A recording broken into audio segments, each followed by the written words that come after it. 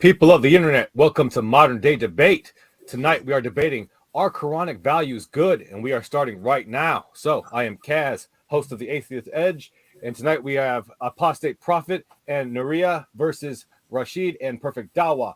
Each person is going to have 6 minutes for a team, total of 12 minutes for their opening statements, and then we're going to have 40 minutes of open discussion and then 35 minutes of Q&A. Perfect Dawah and Rashid, as the affirmative, will have the initial opening, so I will turn it over to them. I believe Perfect Dawah, you will have the first word. So at your first word, I will start the clock. The floor is all yours. All right. Yeah, thank you very much. As a converted Muslim, I am definitely a much better person than before, and I believe that Islamic teachings were not only beautiful and necessarily for the past, but for today and for the future. Before converting to Islam, I supported punishment for crimes, but Islam taught me that we are all sinners and we have no right to judge or punish people, but it is only God that has the right to judge and punish sinners. Quran chapter 88, verse 25 and 26. Indeed, to us is their return, then indeed upon us is their account. I believe Islam will guide us to a world without any hate and fight, only peace, a world where only righteous people live in. Quran chapter 28, verse 5. And we wanted to confer favor upon those who were oppressed on earth and make them leaders and make them inheritors on the earth. These are some of the teachings of Quran that has changed me and many others to be better people. Quran chapter 42, verse 40. And the retribution for an evil act is an evil one like it, but whoever pardons and makes reconciliation, his reward is due from Allah. Indeed, he does not like wrongdoers. Chapter 3, verse 134. Who spend in the cause of Allah during siege and hardship, and who restrain anger, and who pardon the people, and Allah loves the doors of good. Chapter 42, verse 43. And whoever is patient and forgives, indeed, that is for of the matters requiring determination. Chapter 16, verse 126. And if you punish with an equivalent of that which with which you were harmed. But if you are patient, it is better for those who are patient. Chapter 23, verse 96. O Muhammad, repel evil in the best manner. We are well aware of all that they say about you. Prophet Muhammad, peace be upon him, said, you do not do evil to those who do evil to you, but you deal with them with forgiveness and kindness. He said, the pleasure you get in forgiveness, you never get it in revenge. Ali radiallahu, the closest companion of the Prophet, said, hate no one, no matter how much they have wronged you, and live humbly, no matter how wealthy you become. Think positively, no matter how hard life is. Give much, even if you have been given little. Keep in touch with the ones who have forgotten you, and forgive who has wronged you. Hussein radiallahu, grandson of the Prophet Muhammad, peace be upon him, the most merciful person is the one who forgives when he is able to take revenge. Imam Shafi, always hate what is wrong, but do not hate the one who errs. Hate sin with all your heart, but forgive and have mercy on the sinner. Criticize speech, but respect the speaker. Our job is to wipe out the disease, not the patient. Ali radiallahu wrote to his governor of Egypt, Malik. He said, Malik, the worst people for you must be those who try to reveal people's mistakes and sins, because people make mistakes and sins, and the governor is the one who must cover them. Do not try to find out people's mistakes, because your duty is to fix the problems that leads people to bad deeds, and it is God's right to judge people, not yours. Cover people's mistakes and sins as much as you can so that God covers yours. Quran chapter 2, verse 177. Righteousness is not to turning your face towards the east or the west. Rather, the righteous are those who believe in Allah, the last day, and the angels, the books, and the prophets, who gives charity out of their cherished wealth to relatives, orphans, the poor, needy, travelers, beggars, and for freeing captives, who establish prayer, pay alms tax, and keep the pledges they make, and who are patient in the times of suffering, adversary, and in the heat of battle. It is they who are true in faith, and it is they who are mindful of Allah. Chapter 4, verse 75. And how could you refuse to fight in the cause of God and for oppressed men, women, and children? Yes. Sorry? Just 1 minute left. All right, okay. And how could you refuse to fight in the cause of Allah for God, in God, and for oppressed men, women, and children who cry out, Lord, lead us towards freedom out of this land of oppressors. Through your grace, give us a protector and helper. Chapter 16, verse 90. Indeed, Allah orders justice and good conduct and giving to relatives, and forbids immorality and bad conduct and oppression. He admonishes you that perhaps you will be reminded. Chapter 4, verse 58. Indeed, Allah commands you to return things entrusted to you to their rightful owners. And when you judge people, between people, judge with fairness. What a noble commandment from Allah to you. Surely Allah is all hearing, all seeing. Yeah, thank you very much. All right. Rashid, it's your first word. I'll start your clock. Yes, sure. Thank you very much.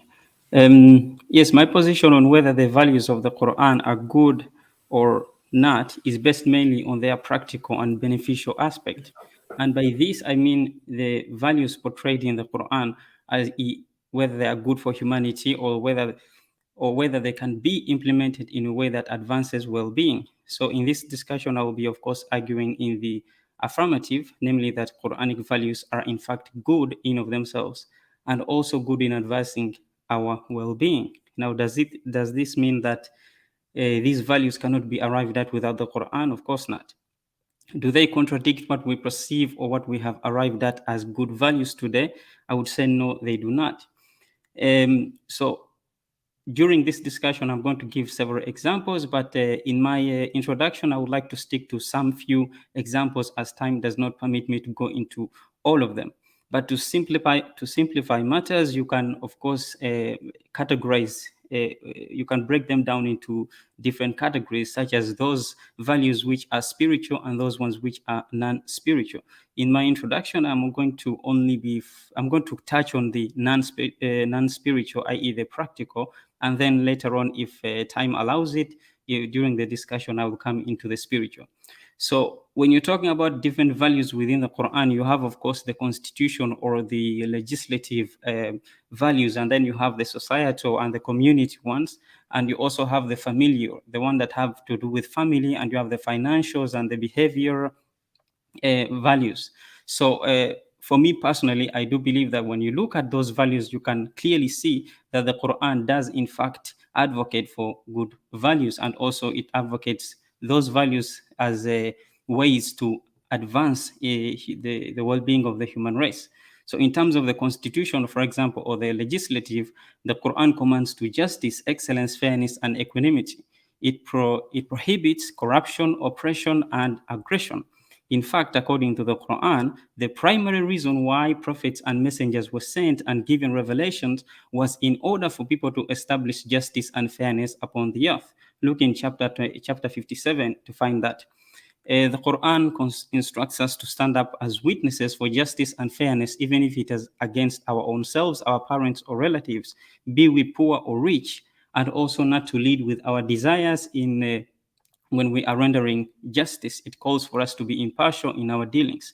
The Quran calls for the implementation of law to be based on haqq, and by haqq it means laws that are transparent and clear in their intent to serve and protect the well-being of the people, not laws with the intent of favoring those who have made them and to deceive and beguile the people by robbing them of their God-given rights and freedoms. In terms of its communal or societal, the Quran commands the community to take care of those people who are unable or incapable of taking care of themselves, such as orphans, the poor, the needy, the beggar, the neighbor, the traveler, the companion, and so forth.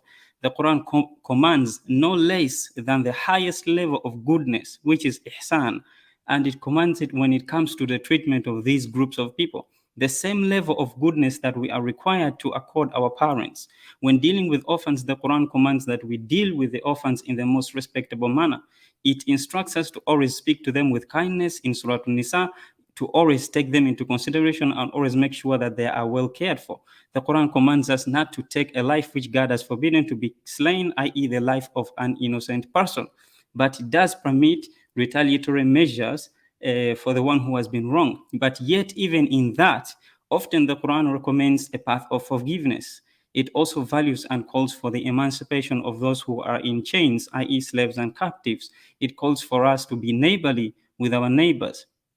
And in terms of its family-related values, the Quran commands us to take care of our parents and to give our near relatives their rights, to treat them with excellence, ihsan. When the parents become of old age, the Quran commands us to take care of them in such a way that we are not supposed to be harsh in our communication with them, meaning that we are not supposed to even say a word of disrespect to them or shun them. Instead, the Quran commands us or instructs us to speak to them in a respectable manner and to lower our wing of tenderness and gentility, i.e. rahmah, to them, and to pray for them even when they might say or do something that we might not approve of. Regarding marriage, which is also under the family, the Quran commands us not to come close to adultery.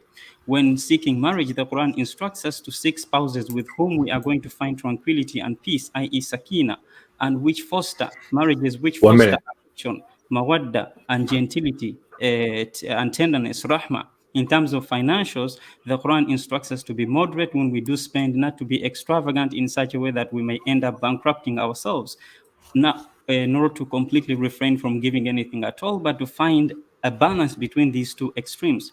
In businesses, the Quran commands those engaging in business to be fair in their dealings and to give full weight and measure in the manner that is equitable, not to cheat or exhibit dishonesty with their customers.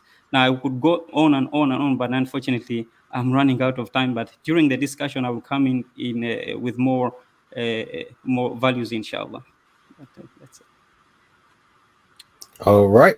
So thank you so much, Rashid, for your opening statement. And I will go ahead and reset the clock. And I believe Apostate Prophet, you were going to take the first part of your teams. That's right, yeah. All right. So it's your first word. I will start your clock. Wonderful.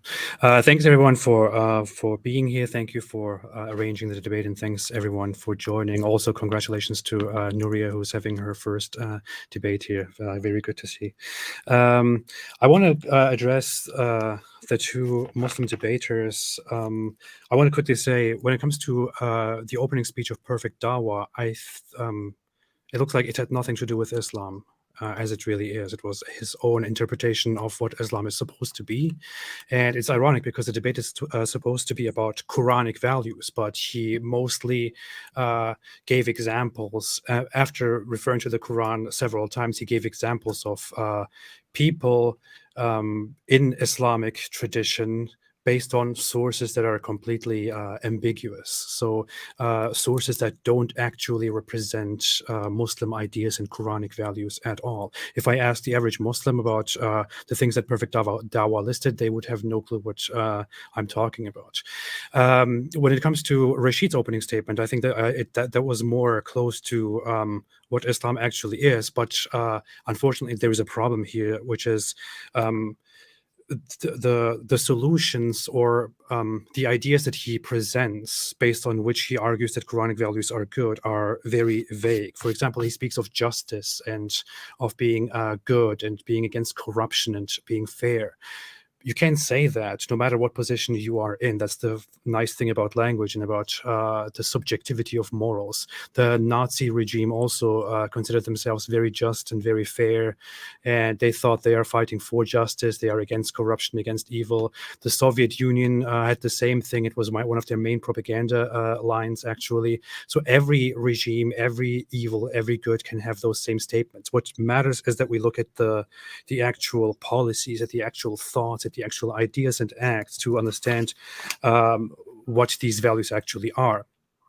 if we look at the Quran, since we're talking about Quranic values, the Quran says in chapter 5, verse 51, that it's forbidden for Muslims to befriend Jews and Christians.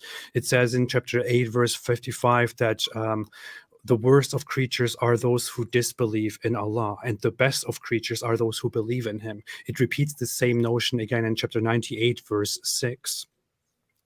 It says in chapter 9, verse 29, very clearly, that this is a verse that I think everybody should always remember, that Muslims are supposed to fight those who do not believe in Allah and His Messenger and who do not adopt Islam as a religion until they are humiliated and pay jizya, which is protection money for disbelievers in an Islamic state. The Quran says in chapter 60, verse 4, in a fictional report of Abraham, that Abraham said to people, hate has arisen between us, and the Quran points out that this is the perfect attitude by Muslims. Abraham states that as long as people disbelieve in Allah, there will be hate between us and animosity, and this is good according to the Quran. So the Quran doesn't teach forgiveness and tolerance and whatever it is by all means. It teaches that there should be hate between those who believe and those who disbelieve, aside from also fighting them.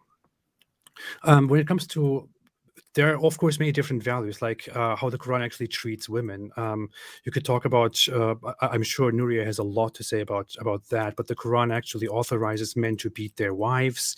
It authorizes men to take captives in war and to have sex with them, to buy and sell them, all kinds of things. When it comes to Muhammad, in authentic sources, Muhammad said that he was sent to fight the people until they believe in Allah. He promised to expel the Jews and Christians from the Arabian Peninsula, so he definitely didn't have an understanding of a diverse society. He commanded that apostates, people who leave Islam, should be executed, which is a command that scholars after him unanimously agreed upon and practiced forever. He sent people out to destroy polytheist temples and praised them for following his orders, and for destroying a temple called Dhul Khalasa in Yemen and massacring everyone they found there. This actually happened. He said, won't you relieve me from Dhul Khalasa? Bukhari 38:23. And one of his men went with an army, destroyed the temple, killed everyone around there, came back, and Muhammad said, Allah bless you. In the Muslim sources, it is a very authentic belief, globally believed, that Muslims will fight the Jews before the end of time and kill them wherever they find them. 1 minute. And this is a largely accepted Islamic belief seen among the end time prophecies. Muslims I grew up believing that in the future, and maybe in the near future, a time will come, maybe in my lifetime, where I will have to fight and kill Jews, because that's what the sources tell me. That's what Muhammad said. There's so much more. Quran 33 verse 50 says that you can have sex with, that you can take captives in war, which Muhammad himself permits. We have multiple reports of Muhammad himself buying and selling slaves, including female slaves, and so on.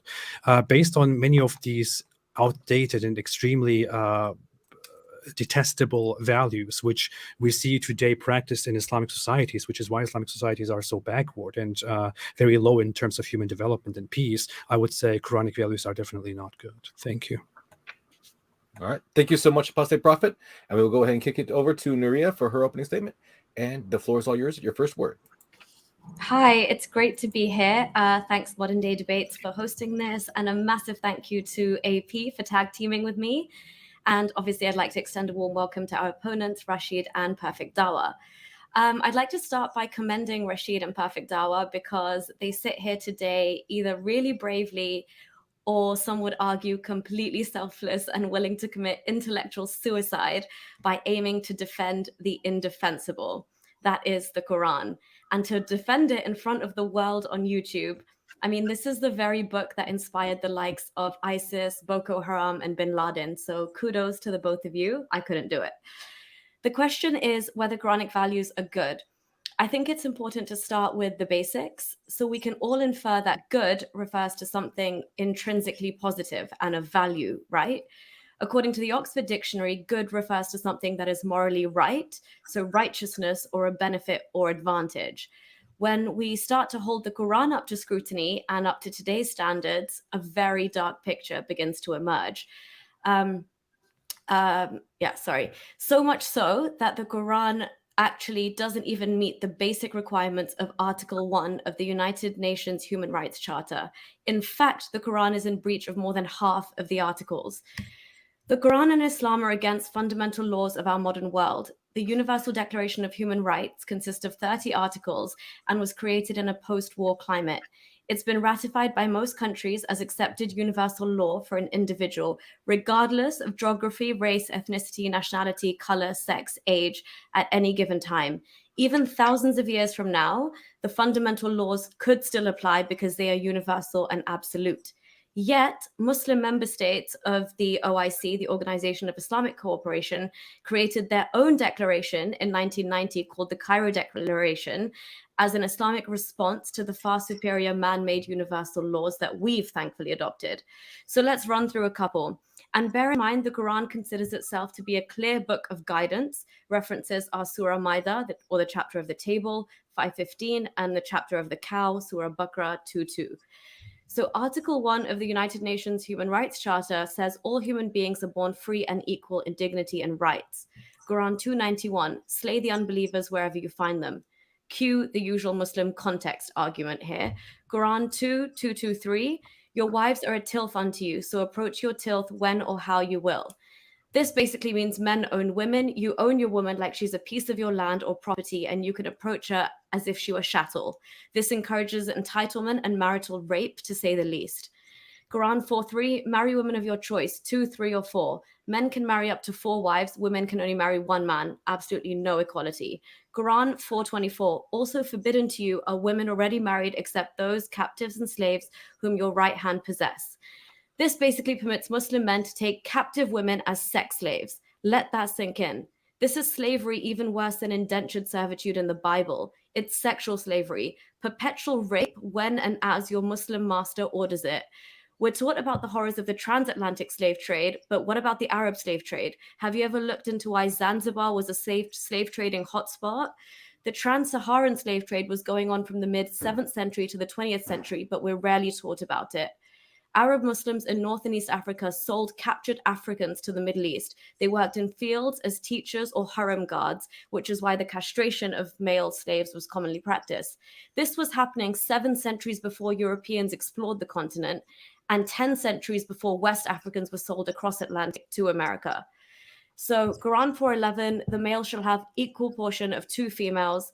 Again, in inheritance, a woman receives only half compared to a man, no equality. Quran 2:282, and call to witness from among your men 2 witnesses, and if 2 men cannot be found, then a man and a woman. In a court, a woman's testimony is half. How can someone be a Muslim and a feminist at the same time? It beggars belief when the Quran is as explicit as this. Your word and worth is literally half of a man. Okay, Article 2 entitles everyone to all rights and freedoms without distinction of any kind. Quran 98:6, verily those who disbelieve from among the people of the scripture, Jews and Christians, and polytheists will abide in the fire of hell. They are the worst of creatures. Quran 4:101, the disbelievers are an open enemy to you, discriminatory and hate speech. Article 4 states no one shall be held in slavery or servitude. Slavery and the slave trade shall be prohibited in all their forms. Quran 8:69, but now enjoy what you took in war, lawful and good. Quran 24:32, marry those among you who are single and those who are fit among your male slaves and your female slaves. No matter what sect of Islam you follow, the Quran is sacrosanct. The Quran claims it's the final, infallible, eternal, and perfected word of God.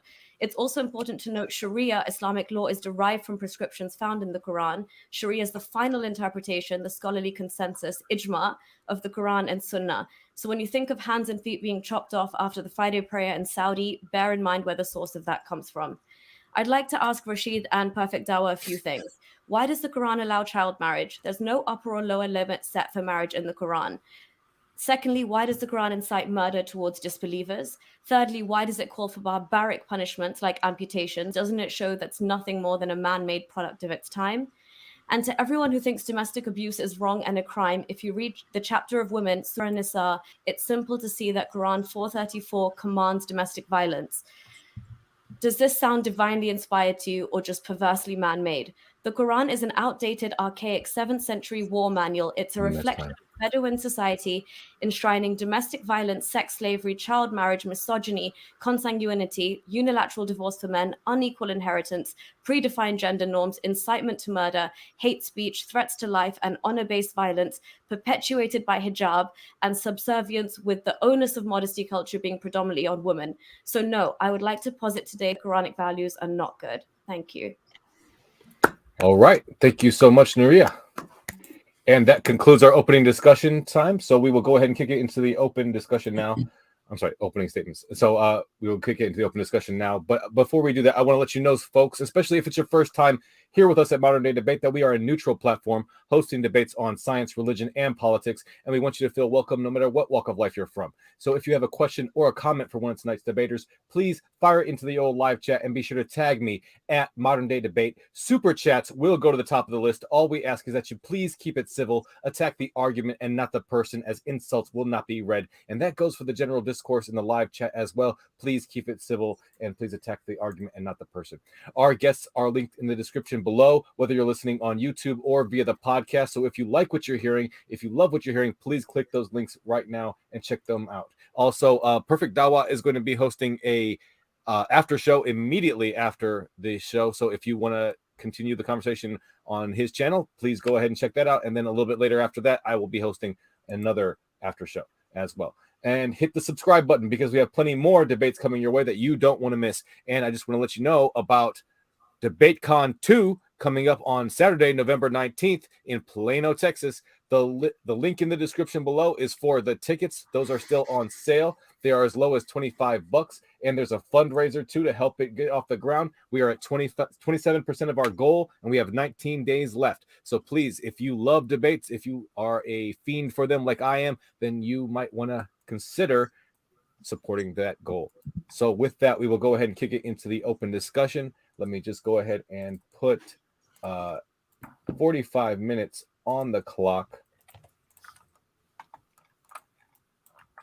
And with that, I did get a chat from Zagros. He wanted to ask that you guys spend some time, if you could, steel manning each other's positions. So if that is at all possible, if the affirmative wanted to try to do that first, Perfect Dawah and Rashid, if you wanted to try to steel man the negation of the Quran's position. But that's just a suggestion. And at your first word, I will start the clock. Yeah. So, do you guys want to go first? Or? I don't know. Maybe Brother Rashid, you want to go first? No, you can start. Okay. I just would like to say that, of course, you mentioned a lot of different verses that it take maybe many hours that we go through one by one. Okay, like wife beatings and chopping hands and disbelief. Okay, because you take all interpretation of a bunch of backward extremists and then present it here, and then many fabricated hadiths.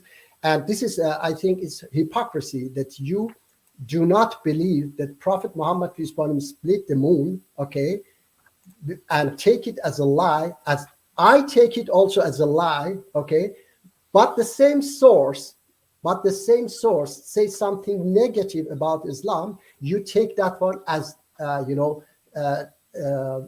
source, a true hadith, okay, an authentic hadith. And I say, just a moment, please, yeah. Why I say that it is fabricated, because I have so many verses in Quran that goes against that, okay? And those fabricated hadiths that you bring also, I compare them with Quran, and I see that they go against Quran. For example, killing apostate, okay?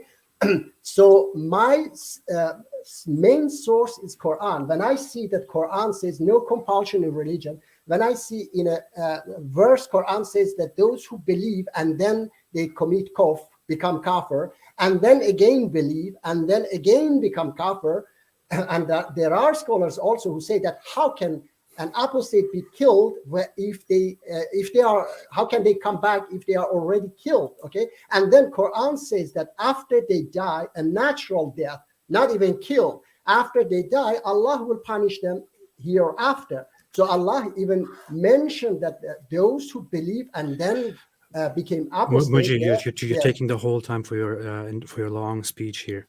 Okay. I just want to respond very briefly to something that you just asked. You said, you said we present these sources about Muhammad and have these bad interpretations of them, but we also reject that Muhammad split the moon, although that comes from the same source. And you ask how that could be. I would say that's actually a very bad application of logic. Let me give you an example. If somebody is known to say, these people should be killed, those people should be killed, that guy should be beaten, and so on, I will say, well, okay, obviously that person is saying it. If that person is also reported as somehow splitting the moon, I will say, yeah, that's simply not true. I'm sorry, that doesn't work. We have evidence against it, we have no evidence for it, and it's just an absurd belief. If somebody comes to me and says, I want to kill you, I will say, this guy wants to kill me. If he says, I went and pulled unicorns out of my fridge this morning and then they flew up to the sky, I will say, yeah, that's nonsense. I'm sorry. You cannot compare these two things to each other. One is a claim of something fantastic, of some fantasy, and another is a clear statement which should be judged based on what it says or does not say.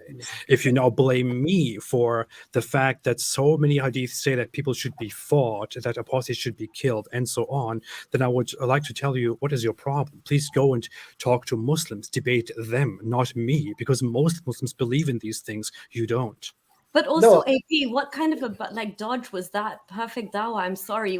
I have presented, AP has listed nothing but Quranic verses, and your first response was to say, these hadiths you present are fabricated. What have we presented right now that is not from the Quran? Let's just stay focused on the Quran. Yeah. All right. You presented a lot of hadiths. I don't remember all of them. I didn't present a single hadith. I didn't present AP. I did. Okay. AP, yes, AP. But it's weird that you actually come with that criticism, considering that you presented some quotes from Ali and from Hussein, which have no relevance at all to the Quran. Yes, they have. Yes, I read first Quranic verses that it says that pardon the people, those who wrong you, okay, pardon them, and then I put from Ali radiallahu and from Hussein. Okay, so why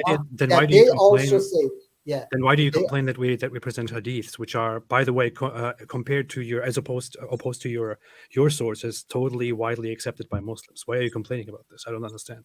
Yeah, this is they are just because they have accepted. Okay, it has because in the past people couldn't read and write. If I was living myself in the past, or even today, if I was living in a village in Afghanistan, okay, I perhaps would also accept them. But today we have the internet. I can read. I can reach brother Rashid, and we can discuss with each other.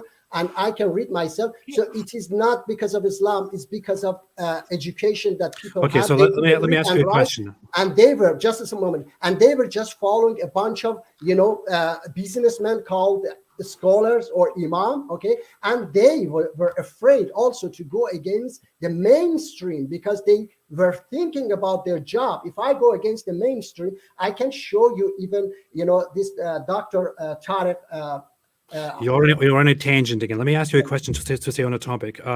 So Muhammad said in a widely attested hadith that those who leave Islam should be killed.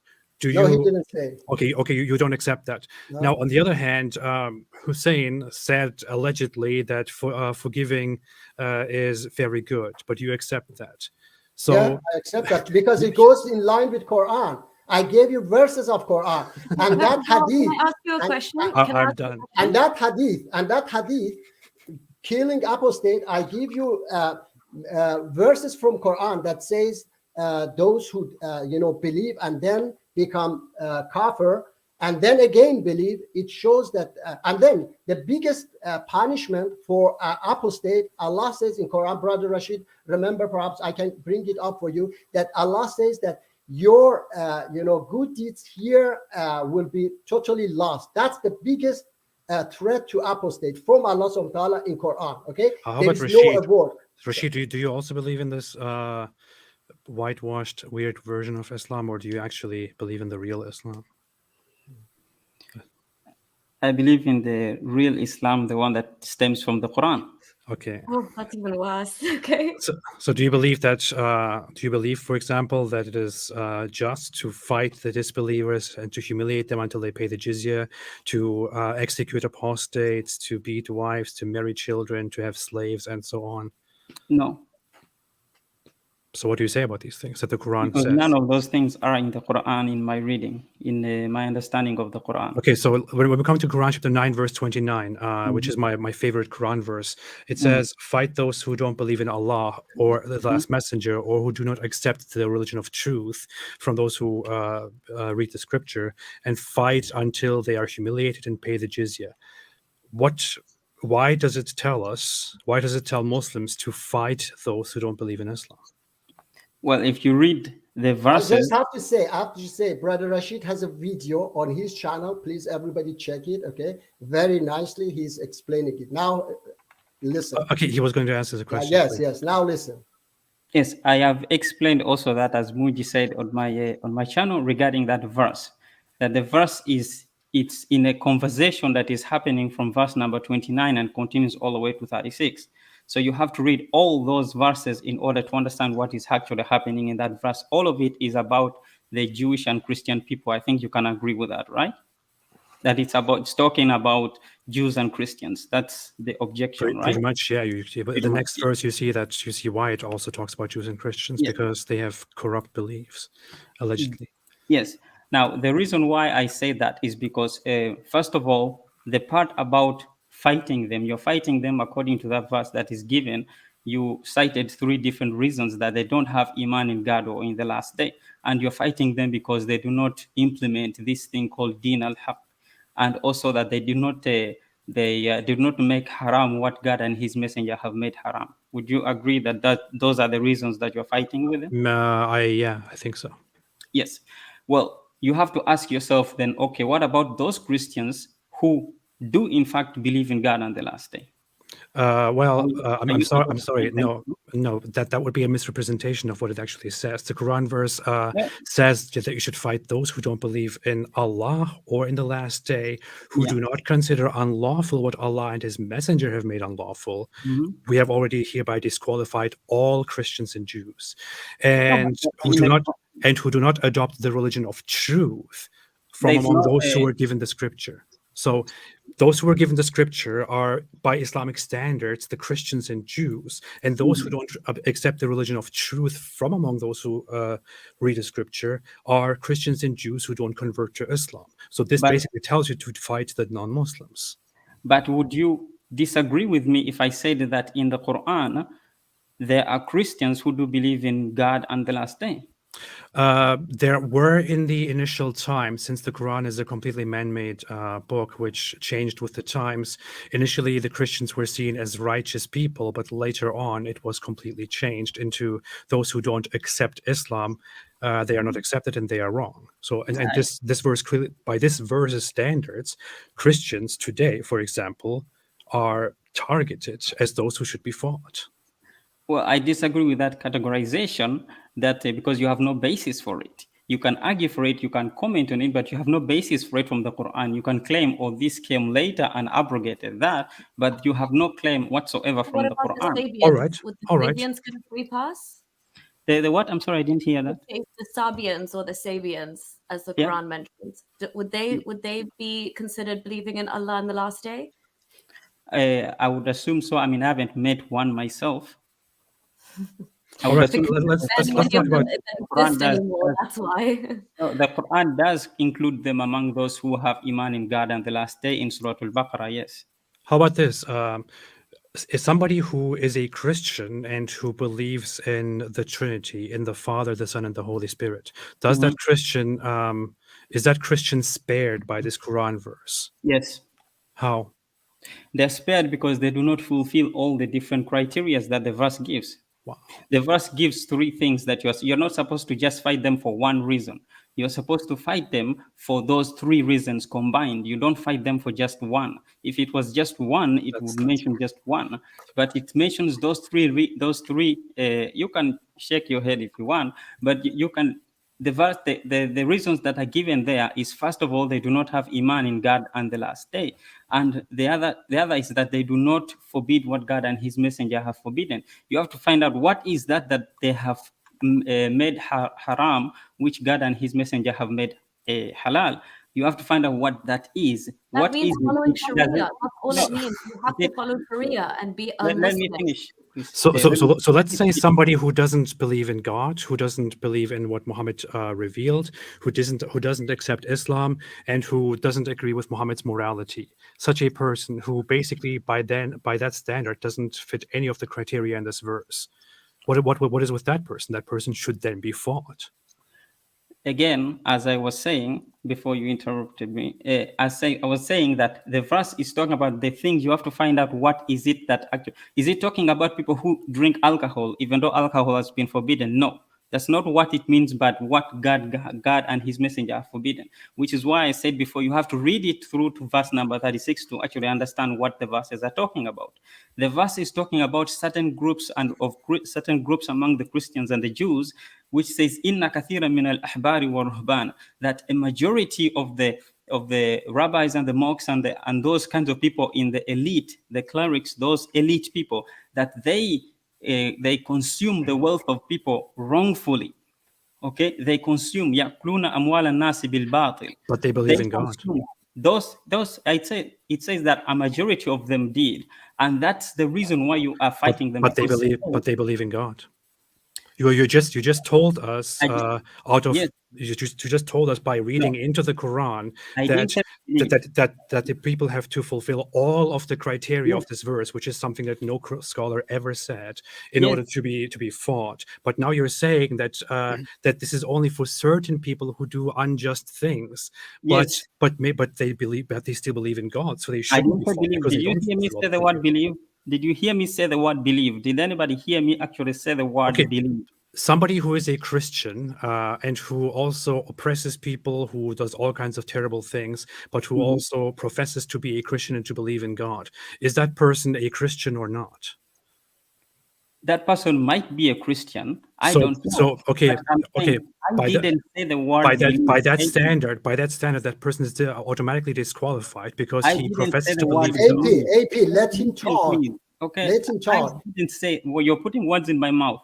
I asked you, did I say the word believe? It doesn't matter if you said the word belief. You just it matters. You said I did. You just said that one has to qualify for all of the criteria of this verse in order to be fought. Then you gave examples of people who do strange things, but those people, if they profess to be Christians and to believe in God, that means you have to accept that they believe in God. So then you cannot fight them. By your own standards. You're still not understanding what I said. I said that the Quran commands to fight people who do not have iman in God and the last day. I never said belief, because you are confusing iman with belief. That's the same thing. No, it's not the same. Yes, it's the same thing. Iman literally is faith. Belief, it's the same thing. Can you please explain the difference? It's the same thing. The thing is that the Quran specifically talks about this when it says that the Bedouin Arabs say, we believe in God, we have iman in God and the last day. What does Allah say? If you know the verse, what does He say? Yeah, you do not believe, or you say you believe, but you have no faith. But that doesn't matter at all. But they say that. According to you can use the same wordplay for many things in the world. That does not negate the fact that belief is iman, and that believing in God in the Quran is unanimously used for professing to believe. It simply does not make sense. Who are you talking about? Who is supposed to be fought by this Quran verse? The people is, let me explain that. Go ahead. Then I stop, and then you can go on. Go ahead, sure. That's okay. The people that I've spoken about are the people who are in the higher-ups, the clerics, those people who have the ability of making laws. That's why the Quran says those who forbid what God and His messenger. We regular people don't have the power, don't have the authority to actually forbid. You and I, we don't have the power to forbid things. It's talking about people who are in the upper ups, the higher ups, the clerics. That's why in verse 34, when I mentioned, it says, "Inna kathira min al-ahbari." These are the people who are making the laws, making the dictations about how society is supposed to be run. And these are the people who are being commanded to be fought against. Why? Because A, they don't have iman in God and the last day. I didn't say belief.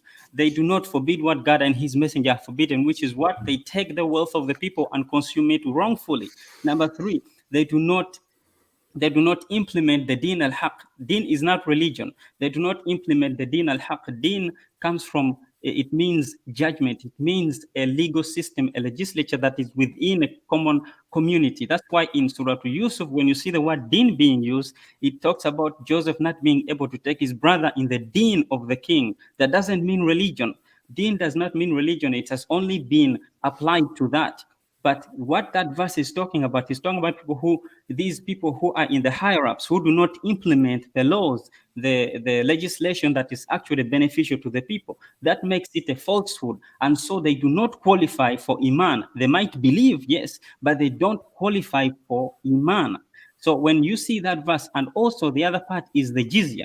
Jizya is not a tax, not Quranically. Jizya is a compensation that is supposed to be paid by those people because they consumed the wealth of the people wrongfully. They have to Okay, pay. you asked to finish your speech, but you speak forever. This is an open discussion. You can Yeah, do can that. we You just can, not do you can monologues? do it in your opening speech. Okay, I'm sorry, but when we talk about Quran chapter 9, Go verse ahead. 29, you are completely reading into the verse. The verse itself doesn't say any of these things. It merely says, "Fight those who don't believe in Allah." In fact, let me do this. Let me share my screen here for a second and show you what the great scholar Ibn Kathir said about this, who does not agree with you, he agrees with me.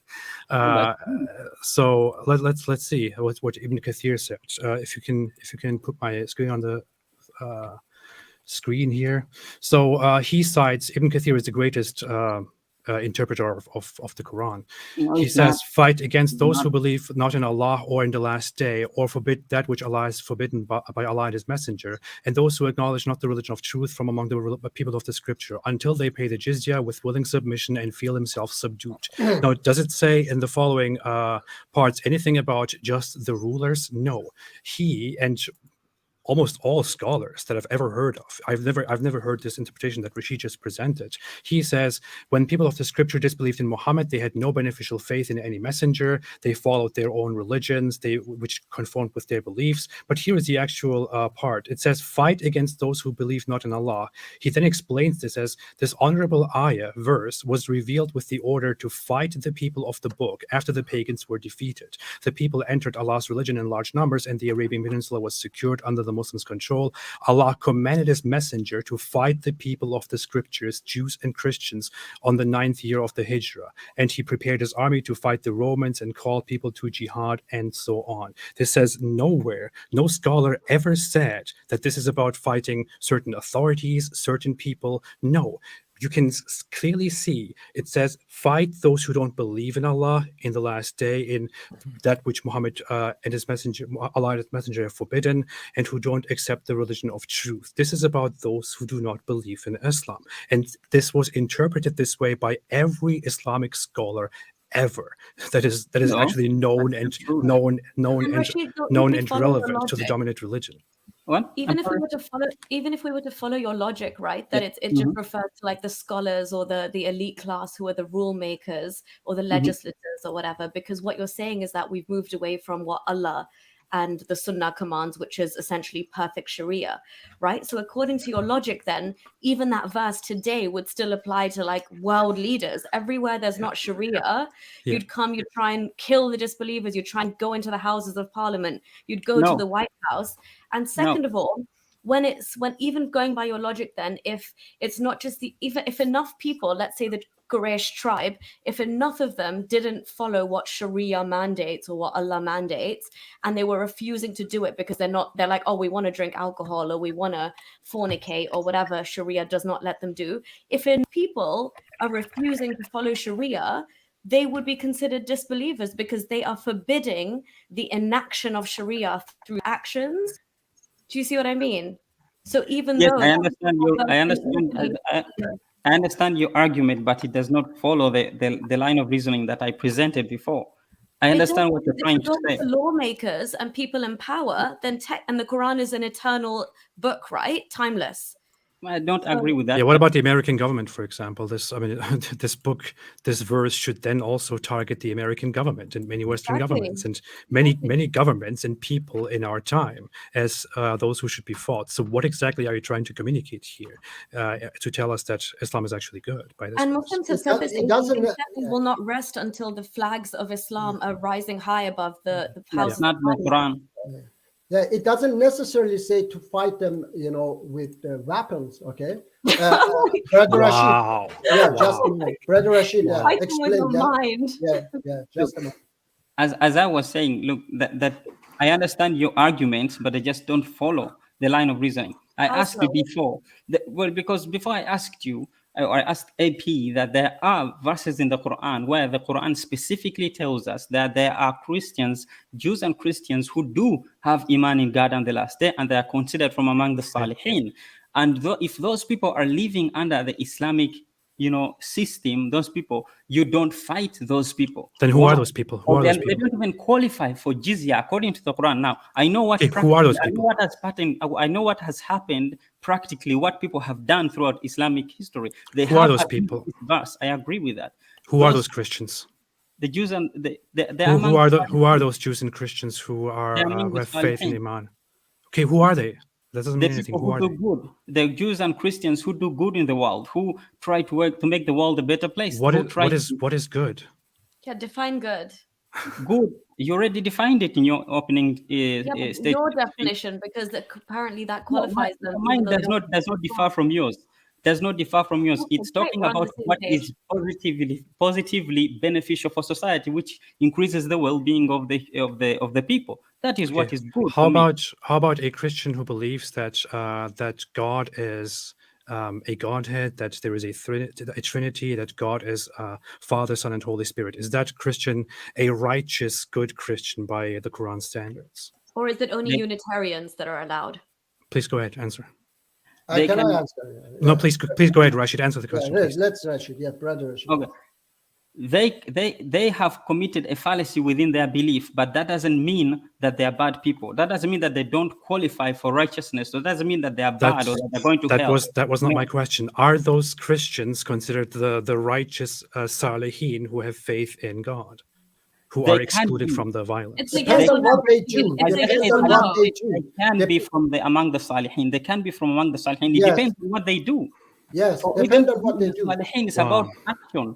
Okay, It's about action, righteousness. Then why exactly does the verse specifically after Quran chapter 9 verse 29 in Quran chapter 9 verse 30 it specifically gives as a reasoning to fight the Christians? It says the Christians say the Messiah is the Son of Allah. That is their statement from their mouths. They imitate the saying of those who disbelieve. May Allah destroy them. How deluded are they? Which comes exactly after the order to fight them as reasoning to fight them. And the Quran also says in chapter 5 verse 70 to 76 clearly that those who believe that Jesus is God are corrupted and they will go to hell and burn there forever, and for them is no help at all. So you just told us that this only goes for some specific Christians who do terrible things and who are up high, and that all those Christians who actually believe in God and have faith are considered good in Islam. But then the Quran clearly tells you difference. They can be. I didn't no, say they they can't are. be. No, I they said can't be. No, they I can't said be. They can be. You asked They- my well, they opinion. can't I said they can be. They can be righteous. They can be included among those if their works are righteous. Well, Yes, you are wrong. I'm sorry. they have committed a blasphemous act. They have committed something that is blasphemous, yes. But one bad act alone does not disqualify all the good that you do. It cannot, you doing one simple act that is bad, or them saying that Jesus is God or whatever, that doesn't nullify every single good that they do. It just can't. Okay, that's not how the Quran works. Maybe that is how you have interpreted or understood it, but no. The Quran, It's not me. It's like it's the majority of Muslim scholars and Muslims who have interpreted it this way. So I have to take something back here. I said at the beginning that perfect Dawah presented an Islam that doesn't represent Islam as we know it at all. Unfortunately, that's also true for Rashid. His version of Islam is something strange as well. Can I say something, please? The author of the book in chapter 3, verse 7 say, "It is he who has sent down to you, O Muhammad, the book." In it, there are verses that are precise. They are the foundation of the book, and others unspecific. As for those whose heart is corrupted like you and ISIS and Taliban. Yeah, and let me guess. All those verses that are. Let me explain.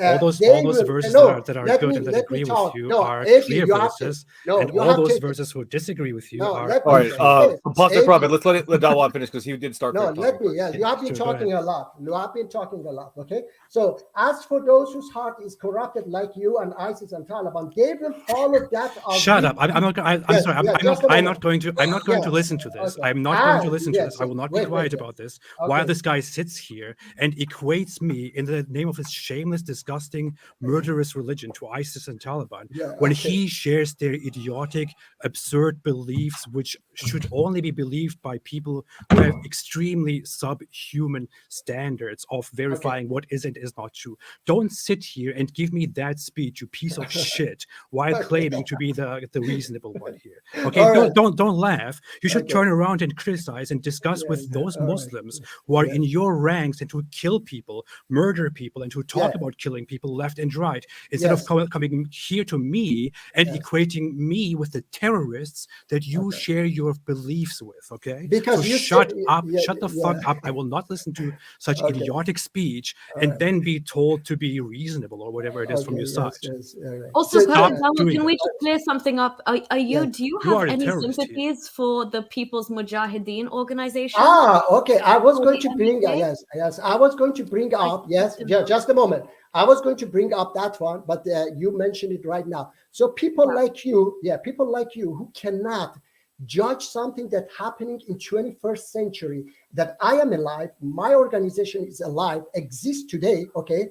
And you guys, it's been banned as a terrorist organization. Okay. You see that you are absolutely educated in the subject, and Prophet Muhammad was living 1400 years ago. I understand that that's very difficult for you, but just 1 week ago, 261 U.S. congressmen and senators have supported my organization as the legitimate democratic organization for the Iranian fascist regime. Okay, and I have asked AP, yes, and I have asked. Wait, just a moment. I have asked. Let me. And I have asked AP. Okay, I have asked AP that you and your friend Armin. Okay, just you guys, if you prove me that my organization is banned or terrorist or whatever, okay, then I leave Islam, okay, and I will support you. Because you guys cannot decide something that is today. That is so weird. You decide to support or not support Islam based on whether your communist group is right or not. I don't care about your communist group. This is not a propaganda channel. We're talking about Islamic values here.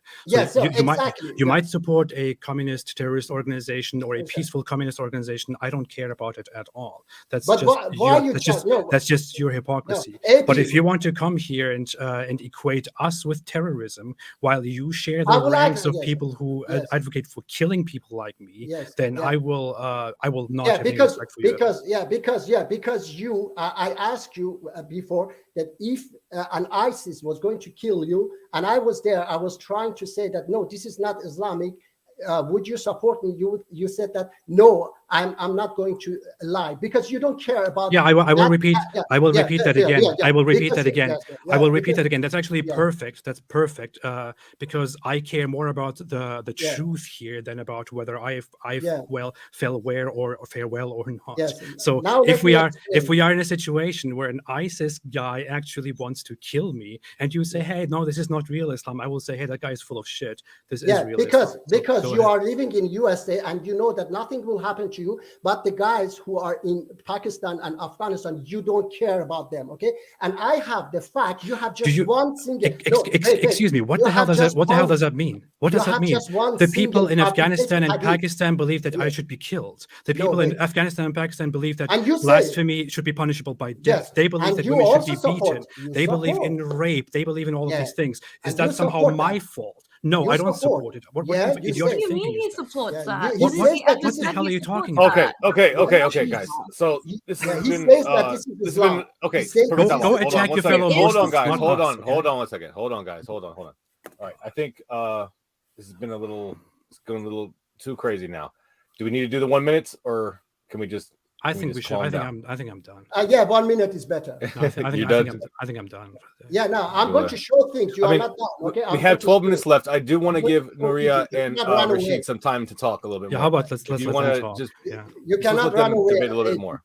AP, you cannot run away. I'm going to show. Hey, talk to your terrorist friends. Don't talk to me. Okay. Try to convince your terrorist Muslim friends. Don't convince me. Can we do 1 minute? Yeah, sure. No, I'm perfect. I try and sympathize with Muslims, or quote unquote Muslims like yourself, who come and they read all these fluffy, nice verses. What you'll see by and large is they choose verses from the Meccan period of Islam, when Muhammad had no power and is so cute and cuddly, and he's like, to you your religion, to me mine, and then boom, as soon as he gets power and the Medina verses kick in, it's just pure bloodshed and violence. And Perfect Dawah will never ever, or Rashid will never accept that it just says verbatim literally what it says, even though Perfect Dawah says, the Quran itself says, some of these verses are completely clear and some are like metaphors or whatever. I'd like to ask Perfect Dawah and Rashid, Alif Lam Mim, what does that mean in the Quran? Let's say, even if that's a metaphor, what does Yasin mean? Because from my research, Yasin refers to Sin, which is the moon god, and it goes all the way back to Babylonia. So why has that entered your Quran? And if so, what are your scholars saying besides, oh, Allah knows best? So, I mean, if we can't even figure out the basic stuff, and you're not going to accept the literal stuff for what it is, Perfect Dawah, I was just asking whether you sympathize with this organization, because but you don't know anything about organization. You have a completely alternate Islam. Your Islam is nothing like what mainstream Muslims accept, and you keep coming on these channels and you keep propagating your version of Islam, which honestly, maybe outside the walls of your organization, it does not exist. You don't accept the hadith. That's why you popped off at AP straight away. No, I accept. I read for you hadith. Okay, please don't say. I read for your hadiths. Yeah. Okay, so the one which goes the one which goes in line with Quran. The one which goes in line with Quran, I accept it. The one. So why did the bad ones end up there? Why are the bad ones in the same book? Please explain. It's not the same book. It is in the hadith book. Okay, and they decided. What is the hadith book? Sorry. What is the hadith book? The hadith book is the six at least. The tellings of Prophet Muhammad. Okay, which hadith book are you talking about? I'm talking about different all these book hadiths that I say any hadith that goes against any hadith good. Even Bukhari Muslim, they have a lot of fabricated hadiths in them. Do they also have good hadiths which you reference all the time? Yes, I said that. Yeah, I said okay, that. So your standard.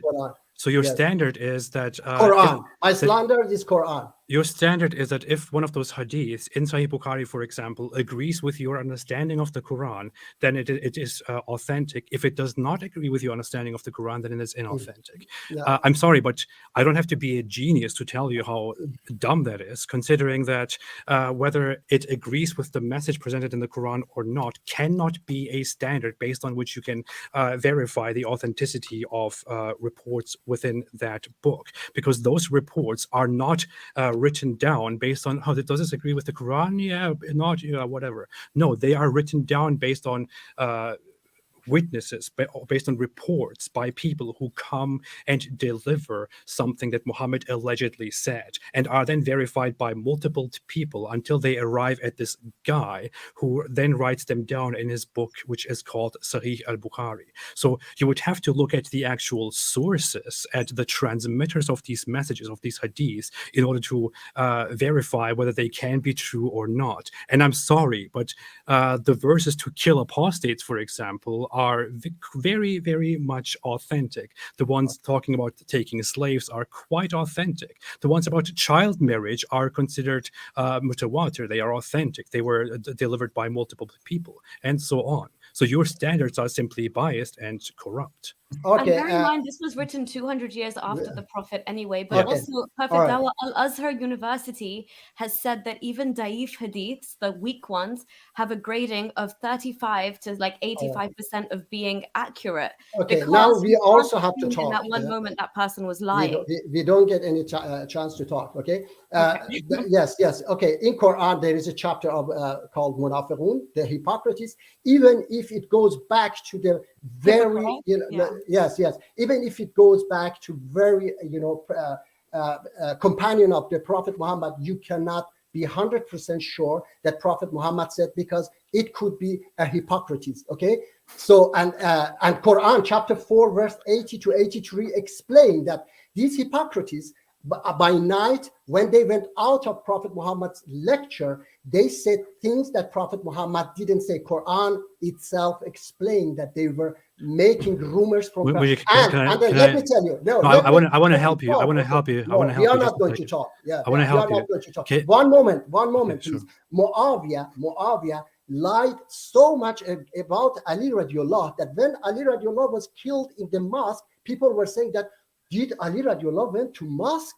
So this is by the way, this is Shia propaganda. This is Shia propaganda. This has nothing to do with our conversation.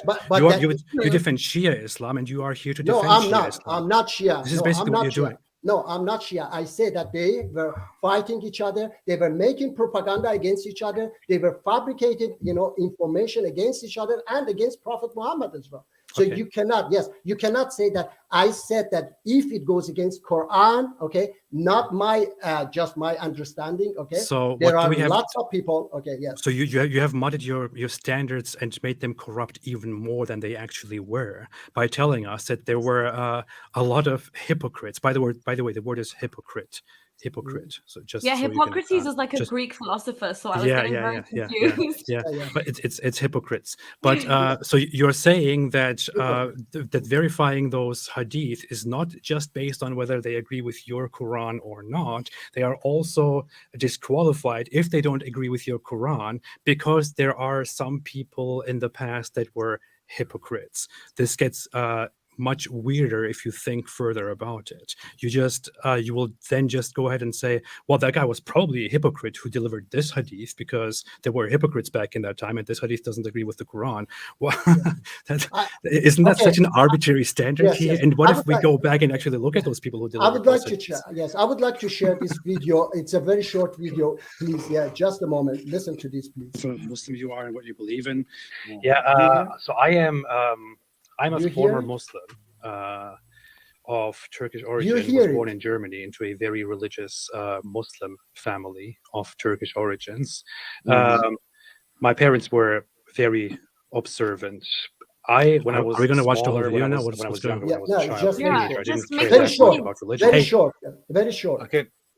Just make your point. We have 5 minutes left. Yeah, my point. Thank you. There was a great live stream, by the way. Thank you so much. My point was that I unfortunately removed it. Yeah, within 1 hour, okay, less than 1 hour, you make this young down that you told him, made him that he said Muslims are wild people with wild, culture, and you were saying, yeah.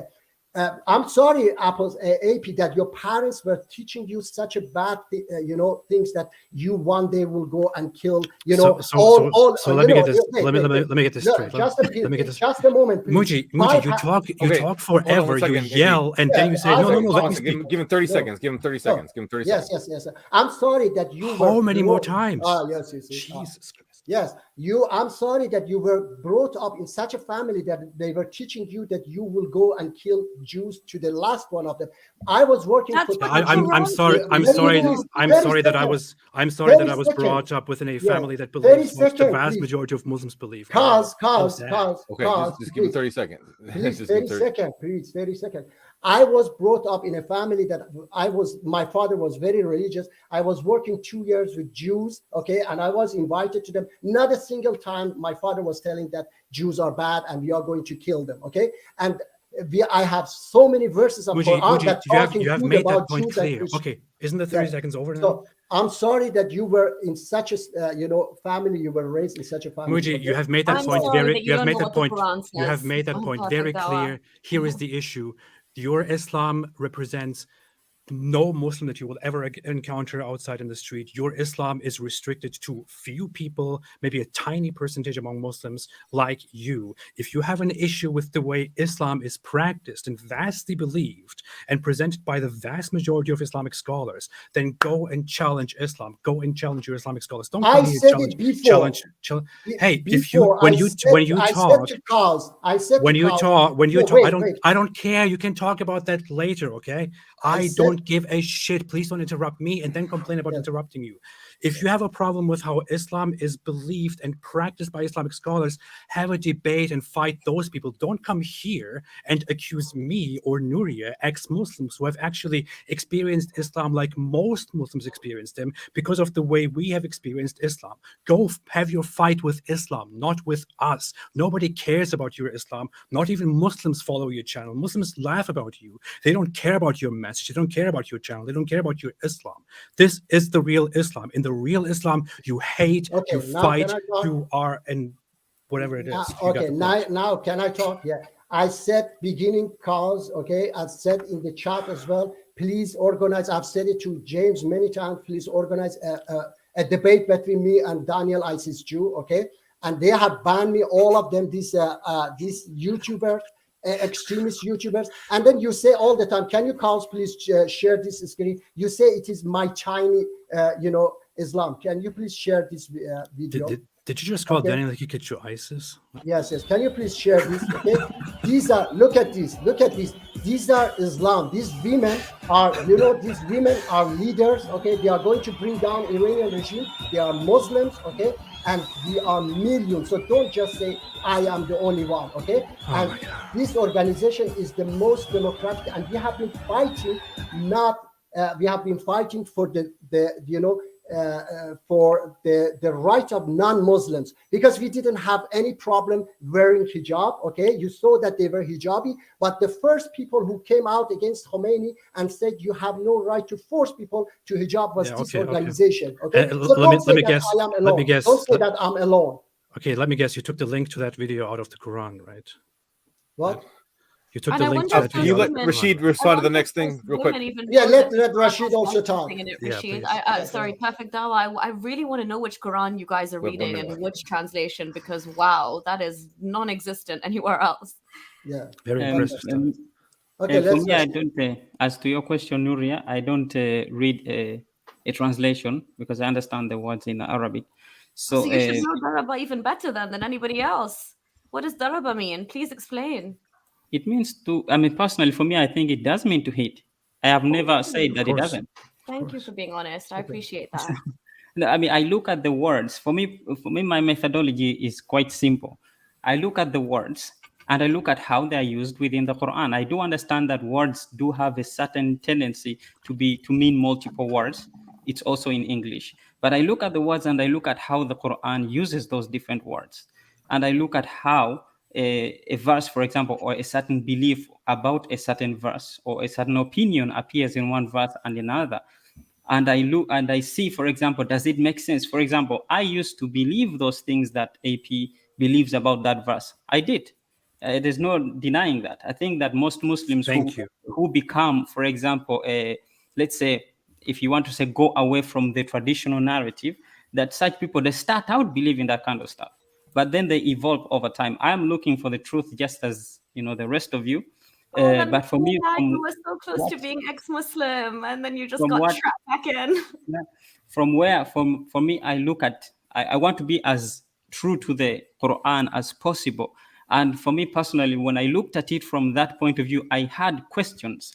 Like, for example, when I had that understanding that verse means fight the Jews because they don't believe, and that same understanding, I asked several questions as to whether they would fit that verse. And when I found out, I started doing a process of elimination.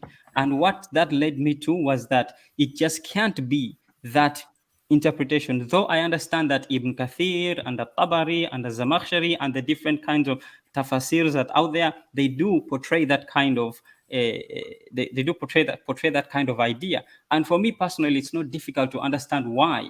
I can understand completely why they did, why they had that belief, why they interpreted those verses like that. It is sort of like it's like I don't know how do you say those pins that you put and then they hit one another like that. What do you call that? Dominoes. Those blocks. Yeah, like, it's like a domino effect. When one interpreter, great scholar interpreter, for example, comes out with this opinion, the later scholars are obviously going to take from his inspiration.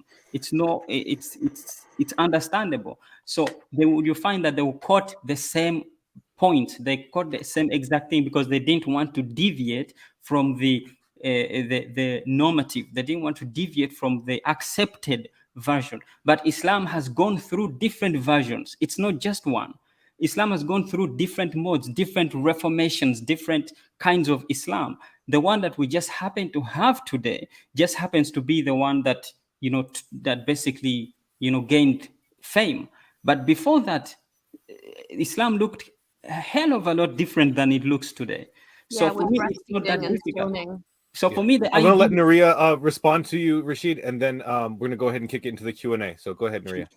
No, I just wanted to say, yeah, you're right, Rashid. Obviously, there's so many there's holes in the standard narrative anyway. We know that, the way that the Quran was compiled and it came about. And I'm just grateful that verses like the breastfeeding of an adult and stoning did not end up in the version that we have today, even though we see remnants of it in the Hadith. Again, I just think it's very intellectually dishonest if you are taking some hadith as right because they fit into your narrative with the Quran and you discard the rest. If we're being really honest, the entire situation with the hadith is one gigantic telephone game, to be honest. Yes. So the credibility, I mean, it wouldn't even hold up in a court of law today. It's all hearsay, right? The entire thing. So for you to kind of it's well and good. Everybody can kind of, I think even between the two of you, Rashid and Perfect Dawah, your Islams probably don't even match up amongst yourselves. So like AP said, it's kind of pointless sitting here trying to go push back against all of your individual fluffy, cuddly Islams that you like. Whereas the real Islam is there in the Quran. It's being like, we see it in the world. We see why in Afghanistan 50-year-old men are marrying 6-year-old girls. We see why Boko Haram are taking sex slaves. We see why ISIS are enslaving Yazidi women. There is a common denominator, and that is Islam. And what's the source of Islam is the Quran itself. Absolutely. So that's yours. Wouldn't you say that that is an Islam? Okay, I want to go ahead and kick into the Q&A now, guys. So let's go ahead and do that now. Let me just check to see. I just want to say something fast. Well, you guys had the opening statements. You guys had the first word, so I'm gonna go ahead and let them have the last word on that one. So let's just go ahead and do that. So let's go ahead and go to the Q&A now. So I'm putting 30 minutes on the clock, and I'm going to ask the first question. This is a super chat from Zagros Oskan for $9.99. He asked, we already did this one. He asked for you guys to do the Steel Man at the beginning of the open discussion. Didn't work out so good. And he did follow up with that later. That said, this is what happens without Steel Man's big mess. Said that for $1.99 later, so I will not have to ask that later. So, okay, next question from Thunderstorm for $4.99. They say the stone at the Mecca is from the temple of Artemis, and the moon symbol is her symbol. Aphrodite had a stone as well. So I believe that is for the affirmative side.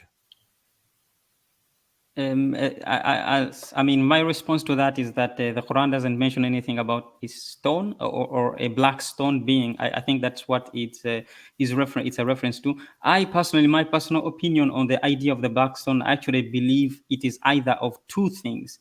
One is that it might be a meteorite. That I think that it was a meteorite, and back then probably people would think that that is sort of like a stone from the heavens and from the gods and that kind of thing. And so they took it and started venerating it for some reason. I think that that's most likely the case. I don't think that there is any special attachment to the stone. I think it's just a stone. There's nothing special about it. The hadiths about the Prophet kissing it or touching it, I don't believe that he did that. But for if he did that, then I would say I would find that a bit questionable myself. So I have the if same. Muhammad did that, then you find it questionable. If Muhammad I actually would find it questionable. Yes, Nice. yes. But Because it's I very don't. pagan, But we right? don't. It's very But we don't. pagan-like. Why are you Yeah, but- worshipping a stone and Because kissing no, it? because I would then want to know why would he do that? Because it Yes. doesn't make sense. Why Because kiss a he's a stone? pagan, that's why. He's Sure. incorporating his old beliefs into the No, new, no, supposedly but But the But- thing is monotheistic that one. we didn't say that we believe in that. We said we didn't say why that we not believe in include it in his book then? If it's so It's special, attached to why the not Kaaba. include How it can in you his both not believe in it? It's literally physically attached to the house of. It's part of the ritual of Yes. Hajj. If you went to Hajj, would you not circumambulate the Kaaba and then proceed to kiss the Yeah, the stone and Kaaba. erase your sins? No, I'm not the going to stone. kiss. I'm Not not the going stone. to The kiss. Kaaba, Okay. yeah, we go around Well, it. you Not the guys are stone. just not representative of Muslims. So you then accept that a possibly pagan or futile object is attached for veneration to the center of worship in Islam, to the Kaaba, that black stone, and No, so I you mean, accept the situation. I think that let me explain. Try to explain that, because the Kaaba has been destroyed and rebuilt and destroyed and rebuilt. At one time, it was completely eradicated after the Prophet had died, completely torn to the ground. So the idea, I think that this idea behind a black stone or something like that, I think that it was something that possibly came in after the Prophet.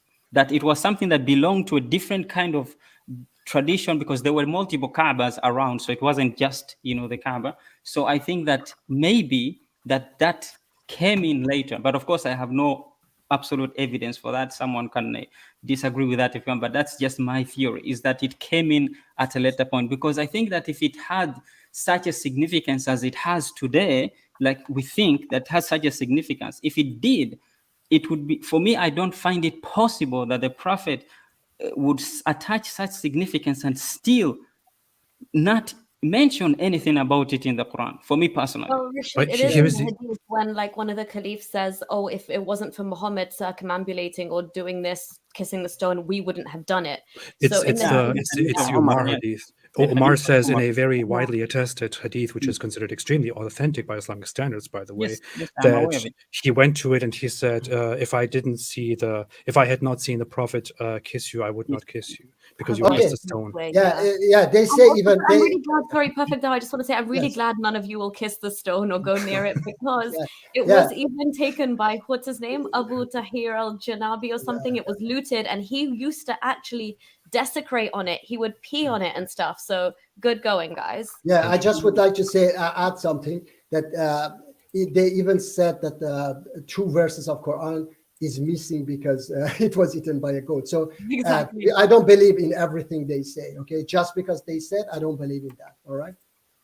Yes. Okay. Next Okay. question. So let's go to the next question. Jack Mason sent a 99 euro, I believe. I want to double check that in a second, but he also sent, there was no message attached to that one, but then he also sent a 5.99 super chat, and I guess that is euros. I was correct.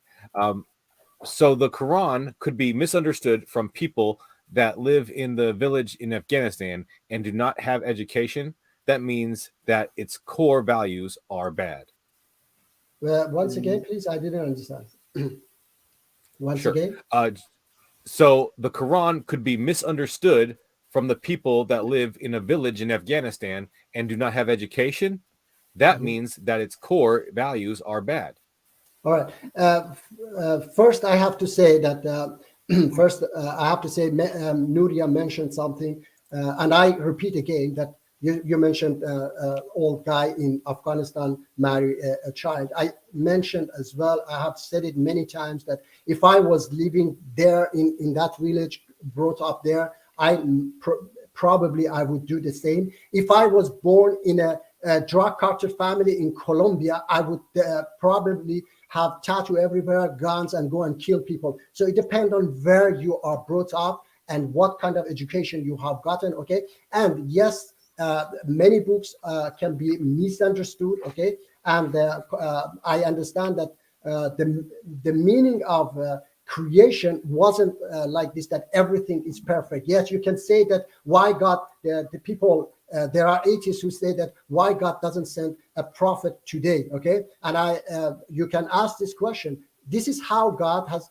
created his creation, and this is how he decided to guide us, all right? And he knew that one day we all be righteous and we will live in a beautiful world, okay? He know that we grow, he know that we develop, okay? So that's why you cannot just sit here now and say why it was this is our situation. The message is important, the message is beautiful, and I read for you many of these verses, okay? Which one you reject?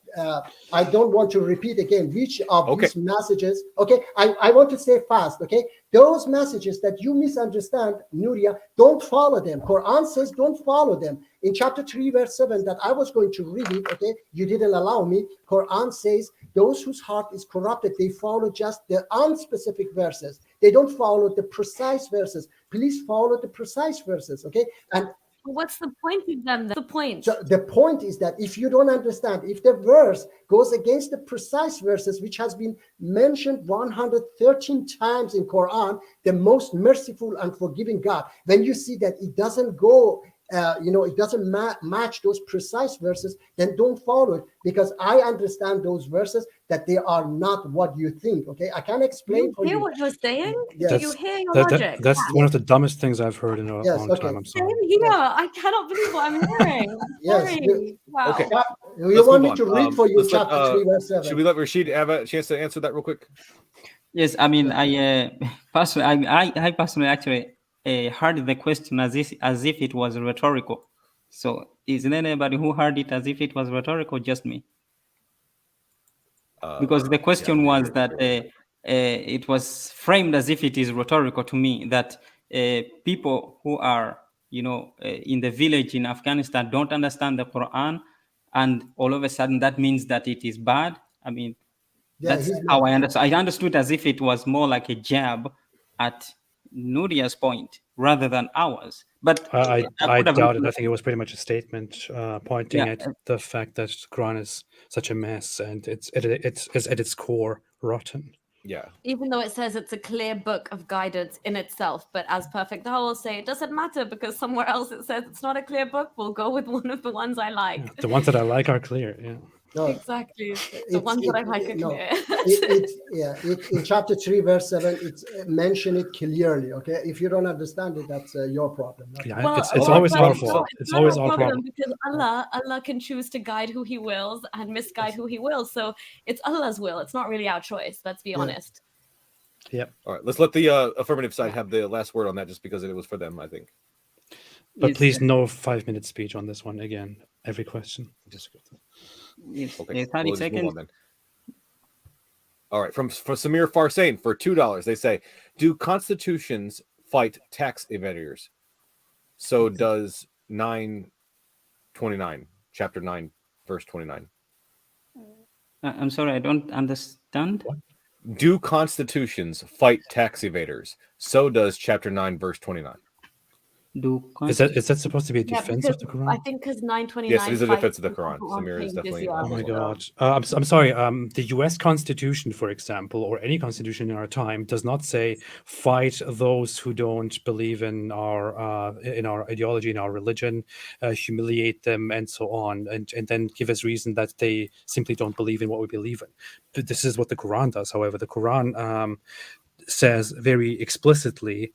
If you want me to read it, I can read it again. I mean, it says very clearly, fight those who do not believe in Allah and His Messenger, who do not accept or who do not consider unlawful what Allah and His Messenger have made unlawful, who do not accept the religion of truth, Islam, from those who were given the scripture, fight until they give the jizya. And jizya is not just taxes. Jizya is not a tax. It's not something that everybody simply pays to the government. It is something that is specifically imposed upon disbelievers, upon non-Muslims within an Islamic society. And the amount of it, by the way, is unspecified. So Muslims can have their own charity and their own taxes, but the jizya is a specific amount of protection money which is imposed upon non-Muslims in exchange for their lives and their well-being. If they don't pay, then they are fair game and don't have to be protected and can be killed. That's the Islamic system. So that's It's not also done to taxes. humiliate and subjugate them as well. Yep, Exactly. All right, and I can say fast that Brother Rashid goes live every Friday as well, and I go every Saturday. Those who have questions, more questions, and he has a video on his channel he can share with you about chapter 929, explaining very well, and he explained it right now that it is not belief, it is those who have faith, okay, and we don't want to go in it again, okay? So please. Yeah. Yes, and I would like to add on that the jizya, no, it's not a tax. I agree with you, AP, on that, but I also don't believe that it is a sort of like a levied payment that is placed on people for protection. I don't think that that is the case. I think that jizya is a compensation, comes from the word jaza, which means compensation or payment or repayment for reparation. These are payments of reparations that are supposed to be made by those people who were taking the money from the poor, from the people and consuming it wrongfully. They were supposed to pay this reparation. What in the world did you? Where in the world did you get negative that? side have the last word? For not being Muslim. That's what Can it's I have my reparations 30 seconds? Just let the negative side have the last word so they can, this is for them. The negative side. Nuriyah, do you want to go ahead? Or... Yeah, no, I mean, this is the first time I've ever heard that they're not spending money according to the state's wishes and therefore it's a reparation. I mean, really, Okay. well, what we said in a good way. So what are they doing wrong? No, I said that it's referring to the people who I mentioned in verse number 34 who are consuming the wealth of the people wrongfully. And those people, because they have consumed this wealth, once you have fought them and you have gained power of them, they have to pay reparations for that money that they took. That is the jizya. And they have to pay it according while they are saghirun. The word saghirun means to be made small. All of us, every single person is saghir. I'm sorry, that is simply absurd. Chapter 9, verse 29 says, fight those who don't believe and humiliate them until they pay the jizya.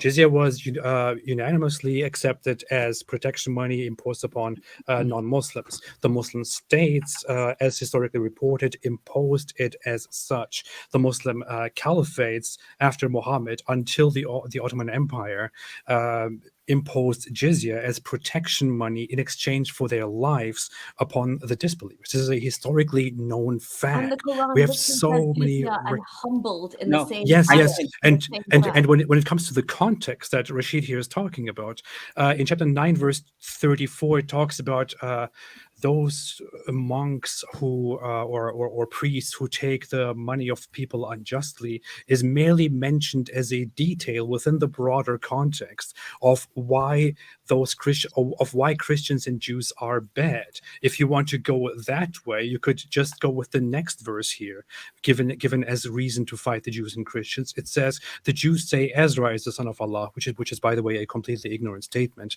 and the Christians say the Messiah is the son of Allah. That is their statement from their mouths. They imitate the saying of those who disbelieve before them. May Allah destroy them. That whole thing about taking the money of people unjustly comes many verses later within the context of criticizing and bashing the Jews and Christians who should be fought. Okay, we need to move on now. Okay, we need to move on. Look at the next one.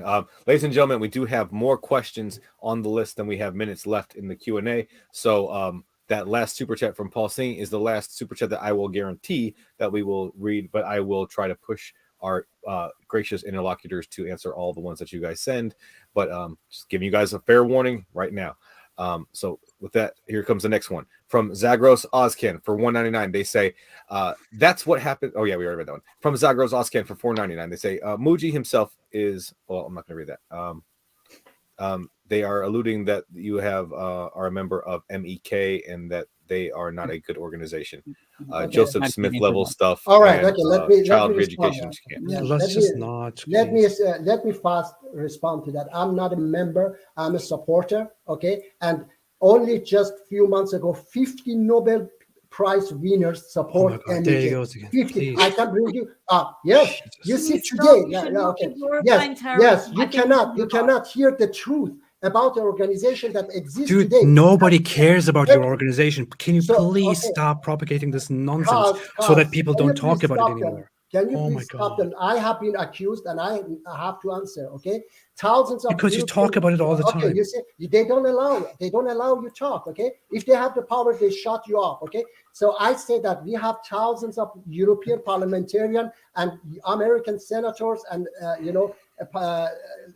congressmen who support us. And I said last week, 261 support us. So don't come with this I'll be back when bullshit, this is okay? over. Don't come with this bullshit that I am, my organization is this and that, okay?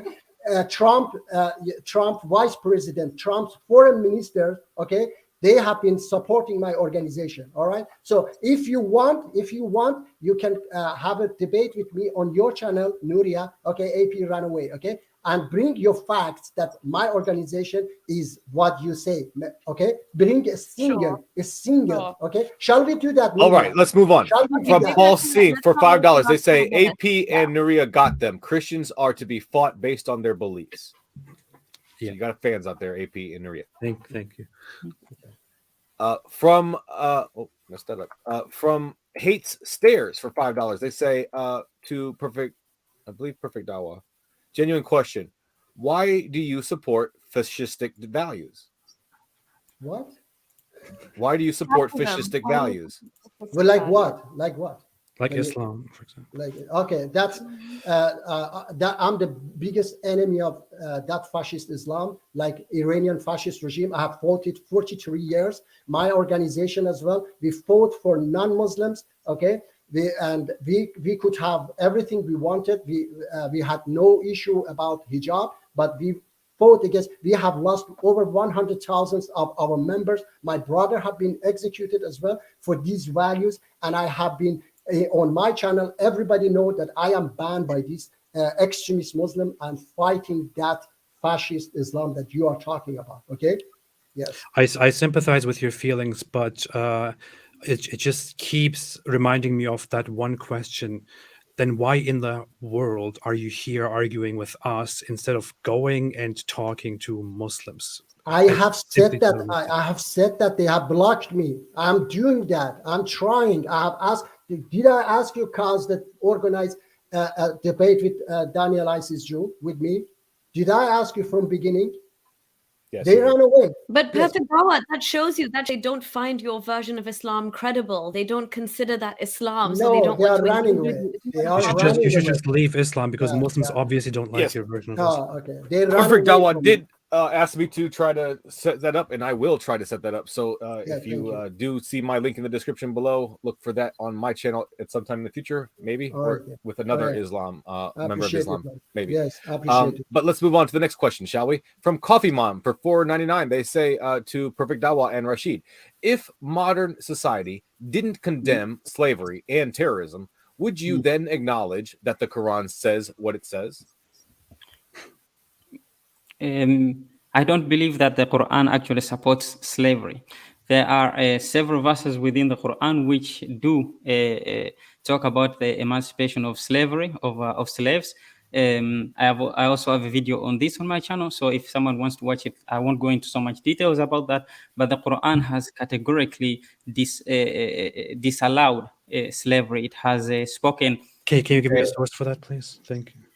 Well, Allah subhanahu wa ta'ala, when he's talking in the story of Moses, Moses accuses Fir'aun about the idea of enslavement. And in that rhetoric in chapter 26 of the Quran, in Surah Al-Shu'ara, I believe it is, in that conversation between Fir'aun and Moses, Moses asks Pharaoh that, وَتِلْكَ نِعْمَةٌ تَمُنُّهَا عَلَيَّ وَأَنَ عَبَّدْتَ بَنِي إِسْرَائِيل.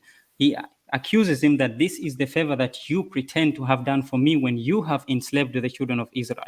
That this idea of enslavement, that is the whole story of the story of Moses. Where is there a clear prescription like That- kill that the is- disbelievers that is- wherever you find Chapter them? Where does it say 26, verse stop 22. slavery That does or not stop say that ban slavery Let's is move on bad. because that was a question for Yeah, Perfect Dawah chapter and Rashid. So 26. let's just go ahead and move on. Yeah, chapter Shall we mention 26, 10 verse verses, if 22. that's okay?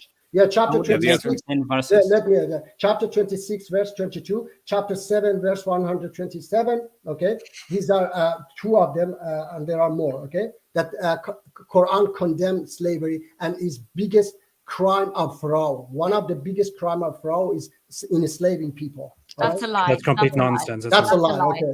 That's a lie. We are giving you the Outright chapter. lie. We are giving the chapter. Okay. Yeah, if, Okay, if well, it was our turn to talk, I would love to give you chapters in which the Quran says that slaves and free men are not equal, which the Quran clearly itself says. But you're Well- talking about something in which a conversation between Moses in his time and the Pharaoh happens, in which the complaint is that the Pharaoh is enslaving God's people. It's not about slavery being bad. It's about enslaving God's people. I can say, hey, don't kill my men. That doesn't mean killing is bad. I'm just saying it is bad for you to kill my men. Do you understand the logic here? And what did It Arabs never do? says that slavery is bad. Rashid, even for you, I really want to ask you, what about how do you feel about what the Arabs did to the Africans? Oh, Does I that do not agree bother you with to you. your core? Yeah, let me Like, how do you explain. sleep at night? Let me answer. Yeah. Yes, let me answer. And I did watch your video on slavery. I loved it very much. Thank you. It was very informative, and I can tell you that I do agree with about 98% of what you talked about, except for the part about the Quran, allowing it. But I do agree that yes, this thing about slavery, that unfortunately it's one of the greatest failure of Islamic history. It is a thing that I don't believe at all that the Prophet actually advocated for it. If I wanted as a person to actually advocate for slavery, I would not include so many verses in my book, in my biography, which I believe the Quran is, which talk about freeing of slaves, freeing of captives. Why would I do that? I But Muhammad wouldn't talk traded about, 2 black slaves for 1 Arab slave. It's in the Hadith. yeah, but that's the hadith. That's the thing. Okay, that's the hadith.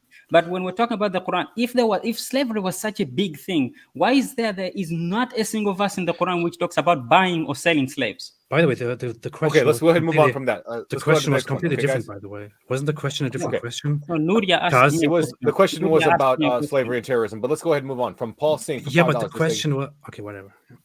Yeah, I'm sorry.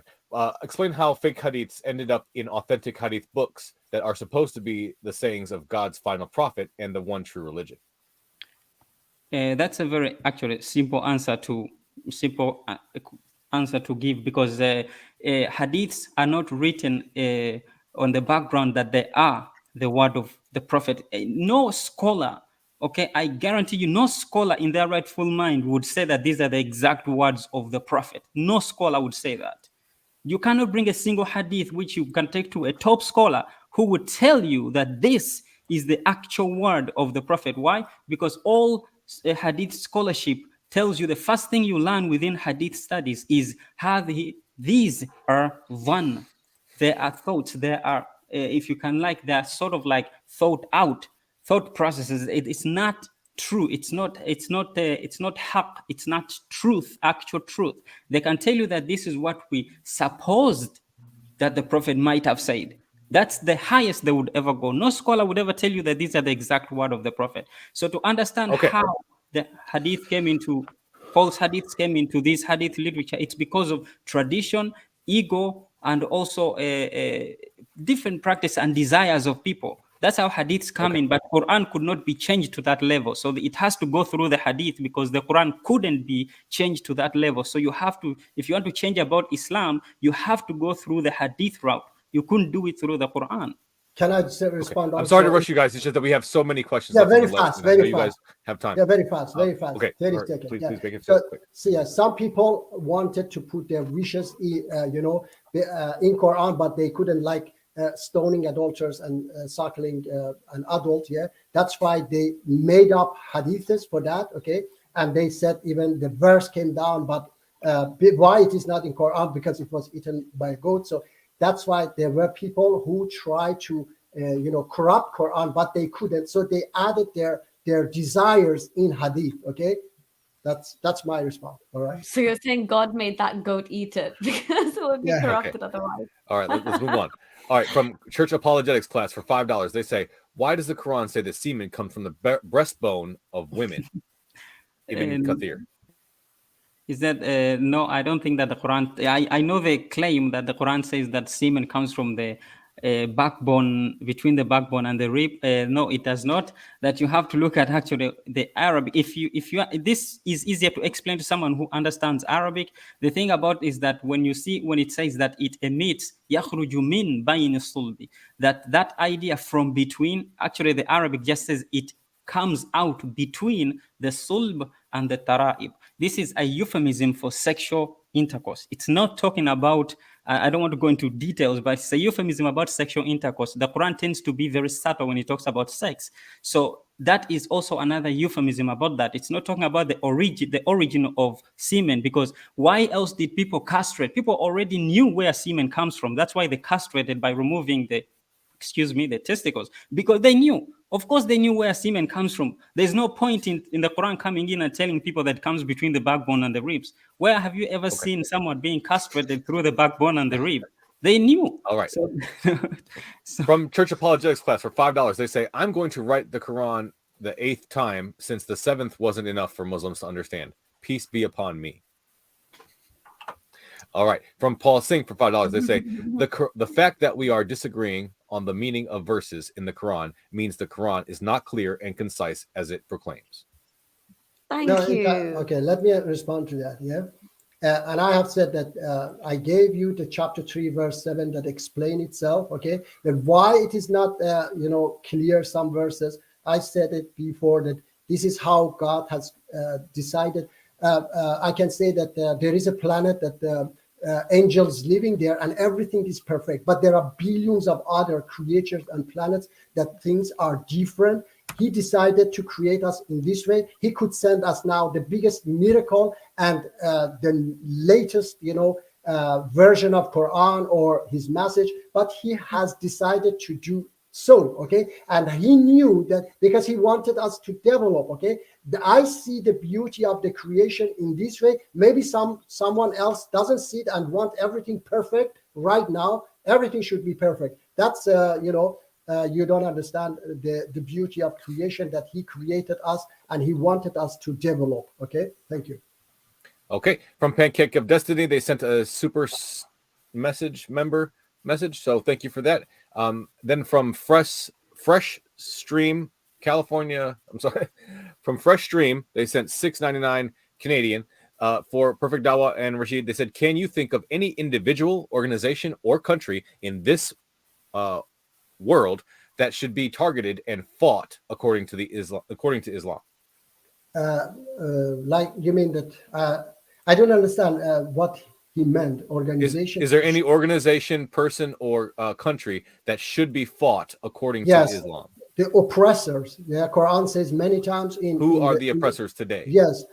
For example, Iranian fascist regime is oppressor, and we are going to fight them. Okay, and we have been fighting them 43 years, and we are going to bring them down very soon, hopefully. Okay. I agree. All right. So these are oppressor. Now Russians are oppressor, have attacked Ukraine, and Ukrainian people have the right to fight them back. Okay. So this is the answer. Yes. Okay. From Samir Farsain for $5, they say, what is the punishment of military deserters? What is the punishment for military deserters in most countries? They're sort of apostate prophets as well. How come you don't condemn that, Apostate Prophet? So the equation that is being made here is apostasy is punishable by death according to Islamic law, according to Muhammad, and I criticize that. But deserting the army is also punished by death in most countries. So why don't I have a problem with that? Which is just extremely ludicrous thing to say for somebody who says that. A religion is not a religion is not an army. A religion is not a military force. Is not something that you are there to fight. It is something that you are brought up with in most cases. To believe that it is true and that you must hold on to it in order to go to the good place in the afterlife, or if you don't believe in it, you go to hellfire. And being punished for refusing to believe in that, or being punished for failing to believe in that, being punished for losing your faith and being put to death for that, is simply unthinkably insane. That's not comparable to what you are talking about, although I don't agree with that either. I disagree Okay. with that. Yes, No, no, also I'm sorry. We have to move on. I just want to I'm say sorry. I disagree as a Muslim with that statement, that question. Okay, this is Okay, we move on. absolutely different. It's not military. Of course you do, because Okay. Islam is a political Okay, ideology. we really must move on. From Aziri schizophrenia for 2390 MYR. They say negative in a relationship. Do you believe there is a leader and there is a follower, or do you believe both sides can be equal? I didn't I believe that's for the Is that for us? Or? affirmative. I believe that is the affirmative. I didn't understand the question. Okay. I think that when it comes down to it, really, you can have certain cases in relationships where one person might take charge over certain things, or might be responsible over certain things, and another one might take charge over certain things, and then the other one follows. If you can have sort of like that hierarchy, but hierarchy spread out into different responsibilities, I think that you can have that. I don't know if you can have a happy relationship where one person controls completely every single thing. I don't think that you can have a happy relationship in that case. I think that it's inevitable. It's going to be inevitable for someone to take the reins in some things and another to take the reins in other things. But in the end, it sort of like balances itself out even through that. That's how I see it. Okay. And from Church Apologetics class for $2, they say, why won't Perfect Dawah or Rashid debate Christian Prince? Okay, can I answer? Yeah, Christian Prince. Yeah, let me respond. I went to talk to Christian Prince and another one. What is her name? I forgot. Both of them were such a disgusting people, and they were just attacking you, humiliating you. I was talking to Christian Prince kind of half an hour.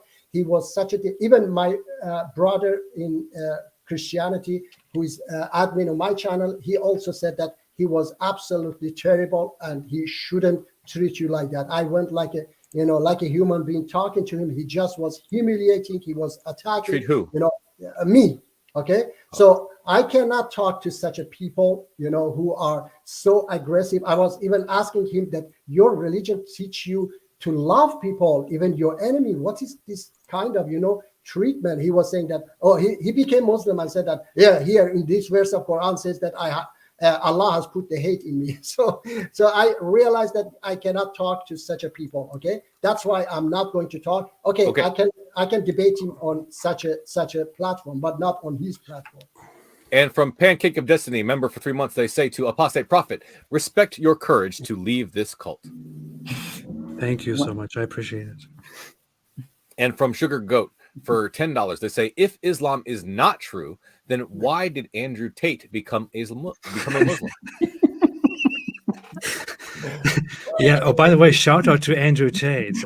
Andrew Tate recently officially converted to Islam, and much of his reasoning is that Christians don't follow Christianity properly anymore, and they're weaklings, and they're not tough enough, and Islam is a It wasn't strict, tough, and misogynistic which is for very him that he found it. Which is very funny. Like, did you ever see Andrew Tate as a good Christian? No, but now he turns to Islam. It is now for his reasoning. He also says that Islam is a strong religion which doesn't tolerate things left and right, and that is good. And it also treats women like dirt, and that's why he loves Islam, of course. So there goes Andrew Tate. He wants an obedient wife, and also he's banned from like every social media platform. So remember, now that he's a Muslim, he's got the power of the Ummah, and if people try and ban him, he can cry Islamophobia. So, he needs the following, he needs the Muslim Dawah boy kind of hype. It's perfect for him. I think this is a match made in heaven. I said it before. I wanted him to convert to Islam, so I'm very pleasantly surprised by this. I think he fits in perfectly, his personality into Islam. Oh, 100%. All right. From Karma's Real for $5, they say, Team Negative, what's your foundation for objective, moral, right, wrong values? If the Quran has bad values, what are your grounds for judging morality? Yeah, I don't mind. So for me, morality is not something that's like static. Like it's a lot more dynamic, and we just like as humanity, as we evolve and progress as a society, the same way that cultures evolve, our morality will have to bend itself to fit the current like worldview that society holds. Which is the whole reason for a debate like this, is that the Quran itself has basically made us stop in time and be 100 years ago, because those were the morals of back then and they're codified in this book, and we're expected to just say, oh, this is objective morality. I just think religion should not hijack and have a monopoly on what morals or morality is. Sorry. So yeah, I think we are actually moral, despite religion, to be honest, despite the Judeo-Christian values, just despite Islam. We have gotten to a better place thanks to the Enlightenment and secularism, and this push for this, always in the face of religious backlash, trying to keep us backwards. So yeah, in the same way that today, the LGBTQIA plus community is enjoying rights that they didn't have, 20, 30 years ago, the same way that more like humans progress. And that's the same thing. In the same way we see the law develop in general countries as well, we see like case law and precedent develop based on what the needs of the hour are for society. Yeah, I can All say right. I agree largely with much of what Nuriyah said. I would just say that I don't think morality is. I don't think there are objective moral values. I don't think that morality is something that can be, or that even requires to be seen as an objective truth. I think morality is entirely a human construct developed out of the necessity of living together within societies by humans, and I also think what I focus on there is that people strive to be well. People strive for well-being, to live in well-being, and to then look for what is best for that end and what is not good for that end. And based on exactly that desire, they come to different moral understandings, even though they may create different moral theories with that. And based on those, I would say Islam is definitely not good for human well-being. Okay, from Zagros Ozcan for 199, they say, Rashid, how could Islam fix humanity? Explain the steps. Yes, Islam can help. But I wouldn't say Islam, I'd say the Quran. So I would change the question there a little bit. I said Quran, not Islam. Yes, the Quran can help because though, as I said in my opening, that though we can arrive at these good values for our well-being without the Quran, I do believe that 100%, and I agree with Nuriyah that morality is not static. But I do take that just because we can, it doesn't mean that there can't be something that we can lean back on. Something like, for example, you have like a constitution. Though we know that we're not supposed to do these things, it's good to have those things in the background, like to have them on paper or to have them codified some way. So the Quran is sort of like that. And I think that the Quran does not contradict anything that can can allow, for example, us to reach well-being. So anything that can make us feel well or achieve well-being within society, the Quran will not contradict that. So whether it is done, whether well-being is achieved through Quran or whether it is achieved through other values, I think that the objective is the same. The Quran seeks to build well-being. That's its purpose. That's its point. And so that, anyway, I hope that I did not go all around, but I think that the Quran is just a codifier. It's just codifying what's already there. These values, we could have reached them without the Quran.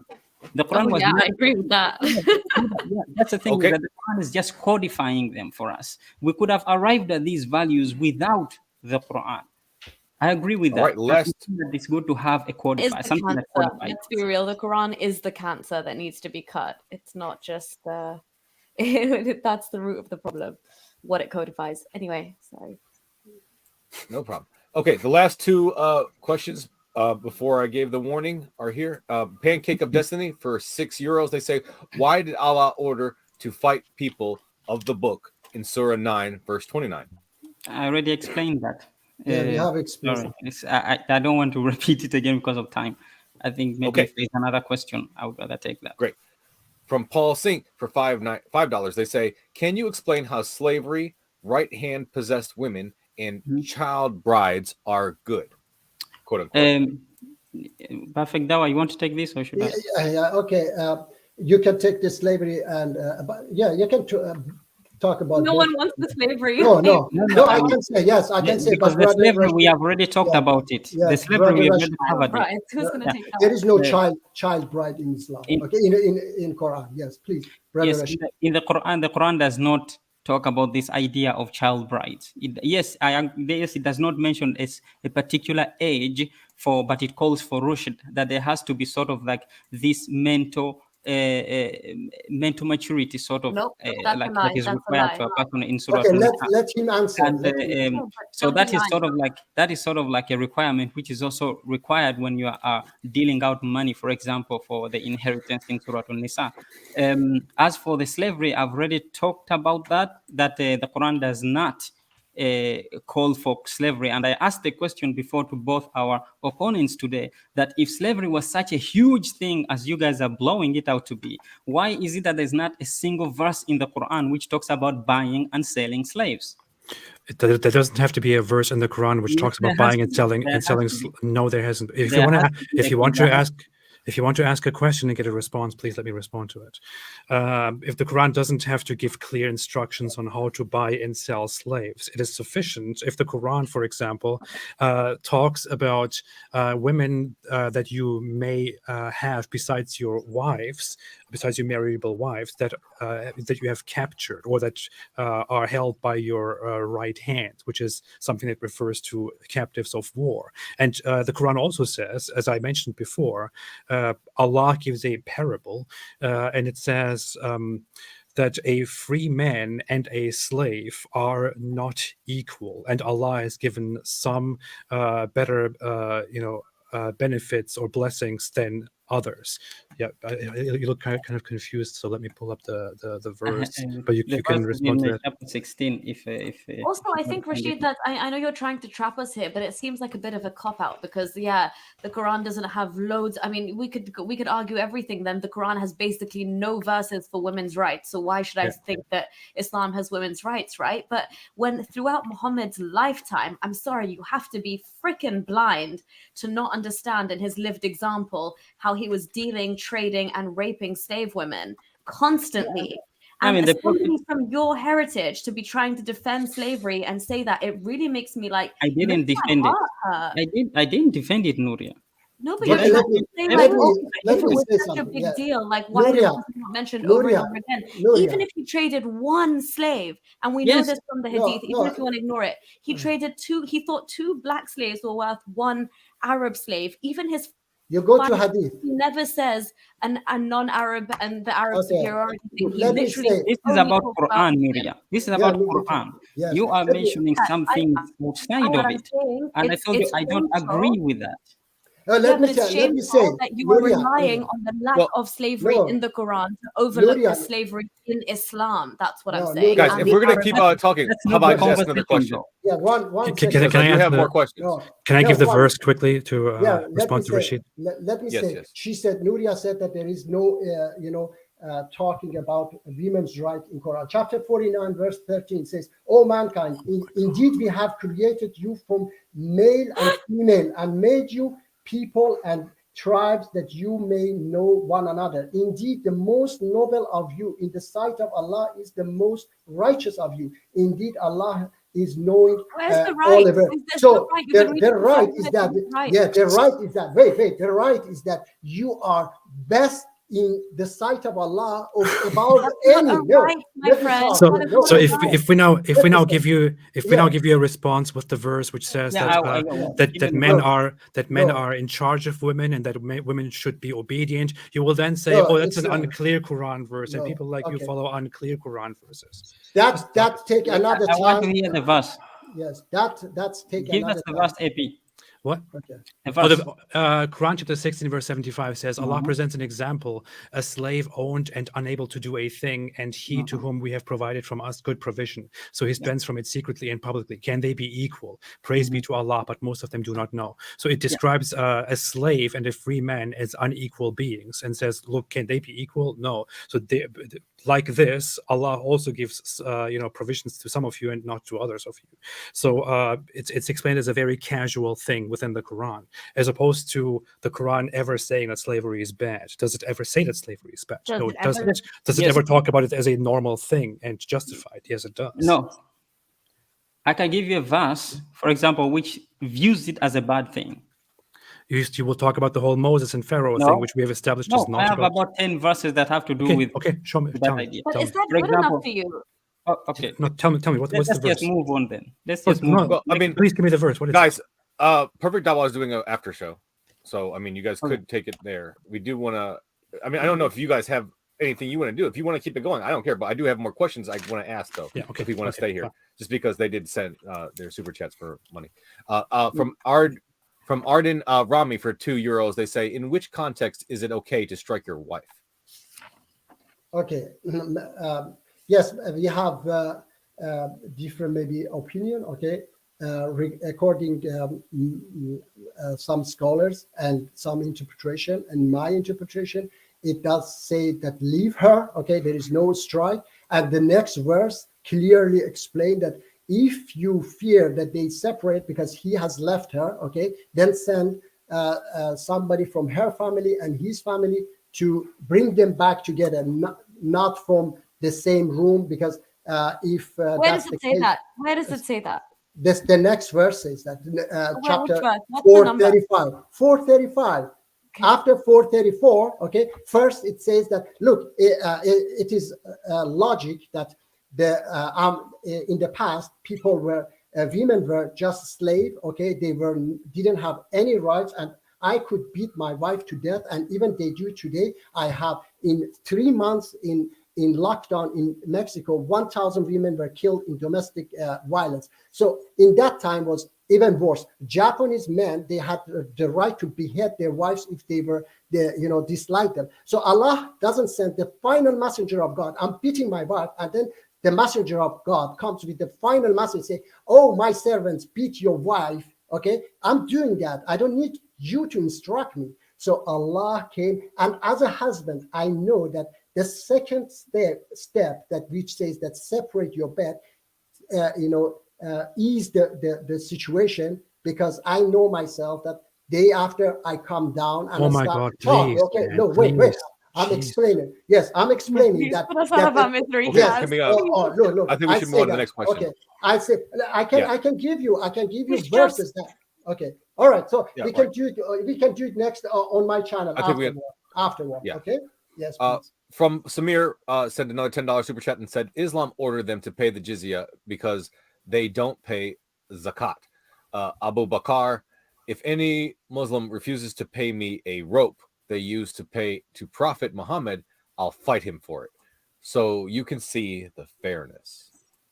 Well, that story is regarding certain people who had sort of done this thing called the Rida Wars, as they are known as in the history books, that they had left Islam and they had refused to give zakah, and that hadith is sort of said in that context. That's That actually because the perfect example. these Muslims had refused to pay the zakah, and as a result, so Abu Bakr, was he right? I don't think so. But that in his decision, he decided to go to war with them because he considered it as going against the state. So he viewed it as such. So that's why, for example, Umar objected to it and said, "Hey, would you really fight these people even if they already say the La ilaha illallah Muhammad Rasulullah and all that, and they pray?" So so in his mind, he justified it, that way. I'm not sure if the story is true or not, but that's what is in the hadith literature. Also, So, Rashid, sorry, just a quick question. In the Quran, it says that the first portion of the zakat should go to the poor people, the miskin, and the new converts, or the reverts, as Islam likes to say, to Islam. Do you not think that's a little bit like of a bribing tactic, that anyone who converts to Islam, if you're poor especially, you're going to get this much of the money first? What's up with that? Well, I mean, I think that all the different categories that are given there are also the categories that are given in other places. But for example, that verse, إنما الصدقات للفقراء والمساكين والمؤلفة, the thing that you're talking about, مؤلفة قلوبهم وفي الرقاب, that and also inclining others to the path of God, or to Dawah. inclining the path, inclining to others. Dawah. Yeah. So people have understood that as these people who are going out and spreading the message, that they can live off that, that money. Like so Muhammad for me, and bin Ali Dawah, living off their Dawah. So because if it's sort of like, for example, when you have in old Christianity, and this is not a sort of like, whataboutism or whatever, but it's sort of like that, just to understand it. Like, for example, you used to have missionaries who would go out, Christian missionaries who would go out, and they would be sponsored and supported by the cleric or the group or the organization that they were from. The organization would collect this money, and of course those missionaries, because that was their job, that was what they were doing, they were going out spreading the message, so they would live off that support. So I think that that is what is being talked about in that particular part of the verse. Awesome. Okay. Thank you. And from Zagros Ozcan for $1.99, they say, let's talk about Banu Qurayza. I'll put it on the screen there for you guys. Banu Qurayza was a Jewish tribe that, like every single tribe in Medina, Muhammad's city, which he took over, was massacred and eradicated based upon the suggestion that they committed treason. A little correction: the other Jewish tribes were not all massacred; some of them were expelled. So, yeah. Okay. It's okay. There was a question. Okay, just AP explain. Brother Rashid, would you like to address it, or shall I do that? No, you can take it. All right. Yes. That's already when the story is talking about different situation, different numbers. Okay, is suspicious. Okay, and if first of all, they say that Prophet Muhammad gave the decision, the judgment on, I guess, one of them, the Jews themselves. Okay, despite Prophet Muhammad, first of all, Allah says that to his own prophet that do not judge people, because the best judge is Allah. Okay, and Quran talk about how to treat the prisoners of war. They were prisoners of war. So if he did that, first of all, Prophet Muhammad was the best judge there, okay? And he didn't judge them himself, and he gave it to somebody else. Itself is totally, for me, it's a lie, a big lie. And if it really happened, which we were talking, Brother Rashid, as well, then Prophet Muhammad went against Quran, because Quran clearly says, and I have, if you Google the laws of war in Islam, it tells you clearly that you have no right to kill the prisoners of war. Okay, so they were prisoners of war. Okay, that's Is it better than the Mandela? Okay. I doubt it's better than the Mandela prison rules. Have you heard of the Mandela rules for prisoners of war? Belarus, I don't know what is that. The Mandela rules. Yeah, I don't know. Okay. So from Zagros Ozcan for $1.99, they say, why couldn't Muhammad's wives remarry? Should I take this one, or do you want? Yes, brother. Okay. I think I believe that has something to do with the time, or also it can have something to do with the idea of marrying a leader's wife. For example, that was something that was frowned upon at the time, and also when you read through the different traditions, you can see that. But also this idea, for example, when you have like a king's wife, you don't typically have that wife being married off after the king dies.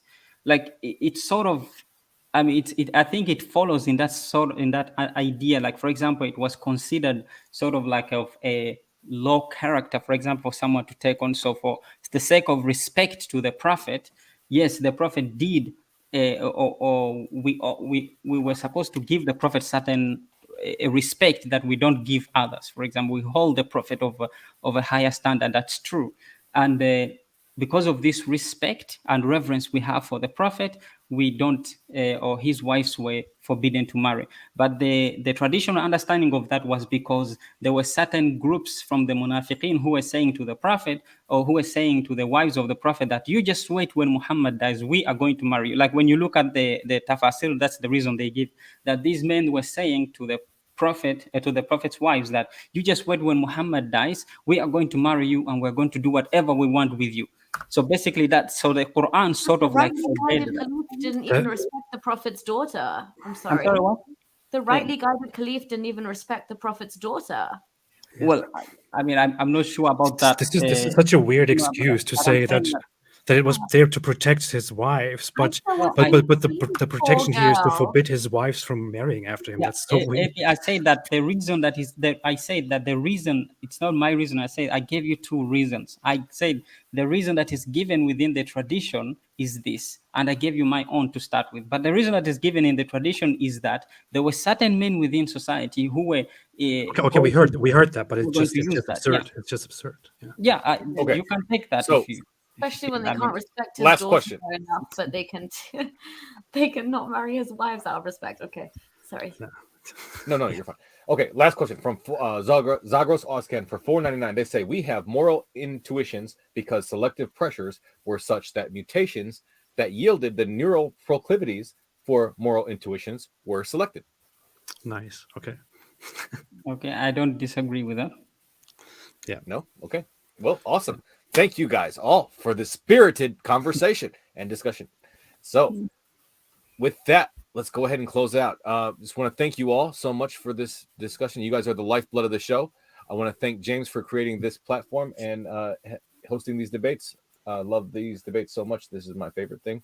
I want to let everybody know about, one more time, the DebateCon 2 coming up on November 19th, Saturday, November 19th in Plano, Texas. Get the tickets while they're still hot. Link is in the description below, as well as the fundraiser. We are still trying to get that fully funded, so please help out James so we can get that off the ground. Plenty of debates coming your way. And just want to also say thank you to the moderators in the chat. Anybody for helping to elevate the conversation, and thank you to everybody who sent in super chats and questions. Once again, Perfect Dawah is doing a after show. I believe he invited everybody here to that, so I don't know if anybody's going to be showing up to that. If I do go, I will take any of the questions that weren't asked from the Q&A with me, so maybe I'll get to ask those. And then yes, I go live every Saturday. Brother Rashid mostly goes live on his channel Fridays as well. If anybody has more questions, yes, you are welcome to discuss. Can I say something? Awesome. Sure. I would say thanks everybody. First off, for agreeing to this. I want to point out this was Nuriyah's first debate ever, I think, right? And it was great, fantastic, good job.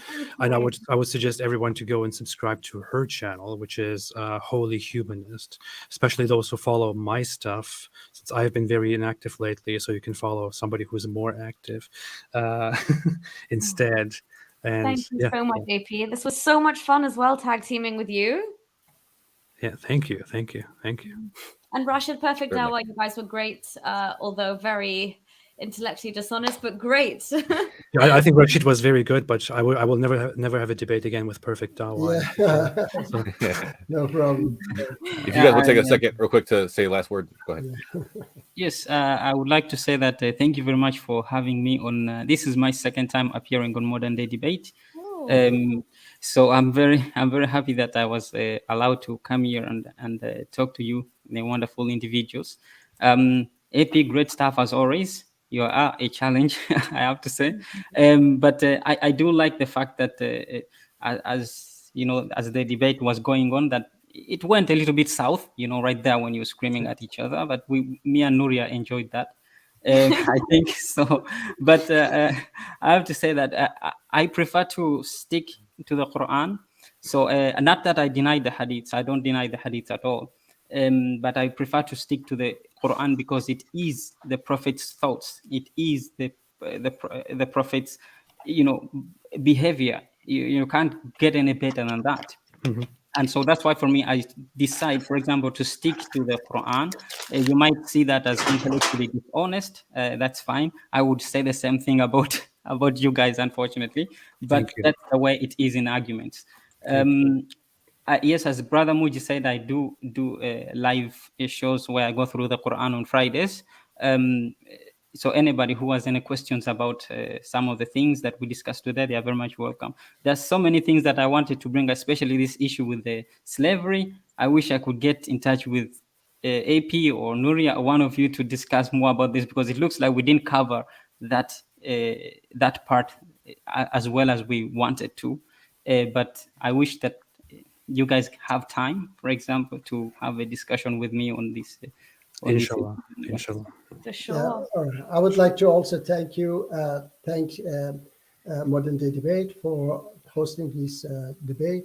And I would like to say to Nuriyah that judge people before, when you talk to them, the accuser should be also, the accused one should be also involved, and you have question, not saying that, oh, you are, you're under investigation and we are not going to talk to you. I never said that. I just said having sympathy for.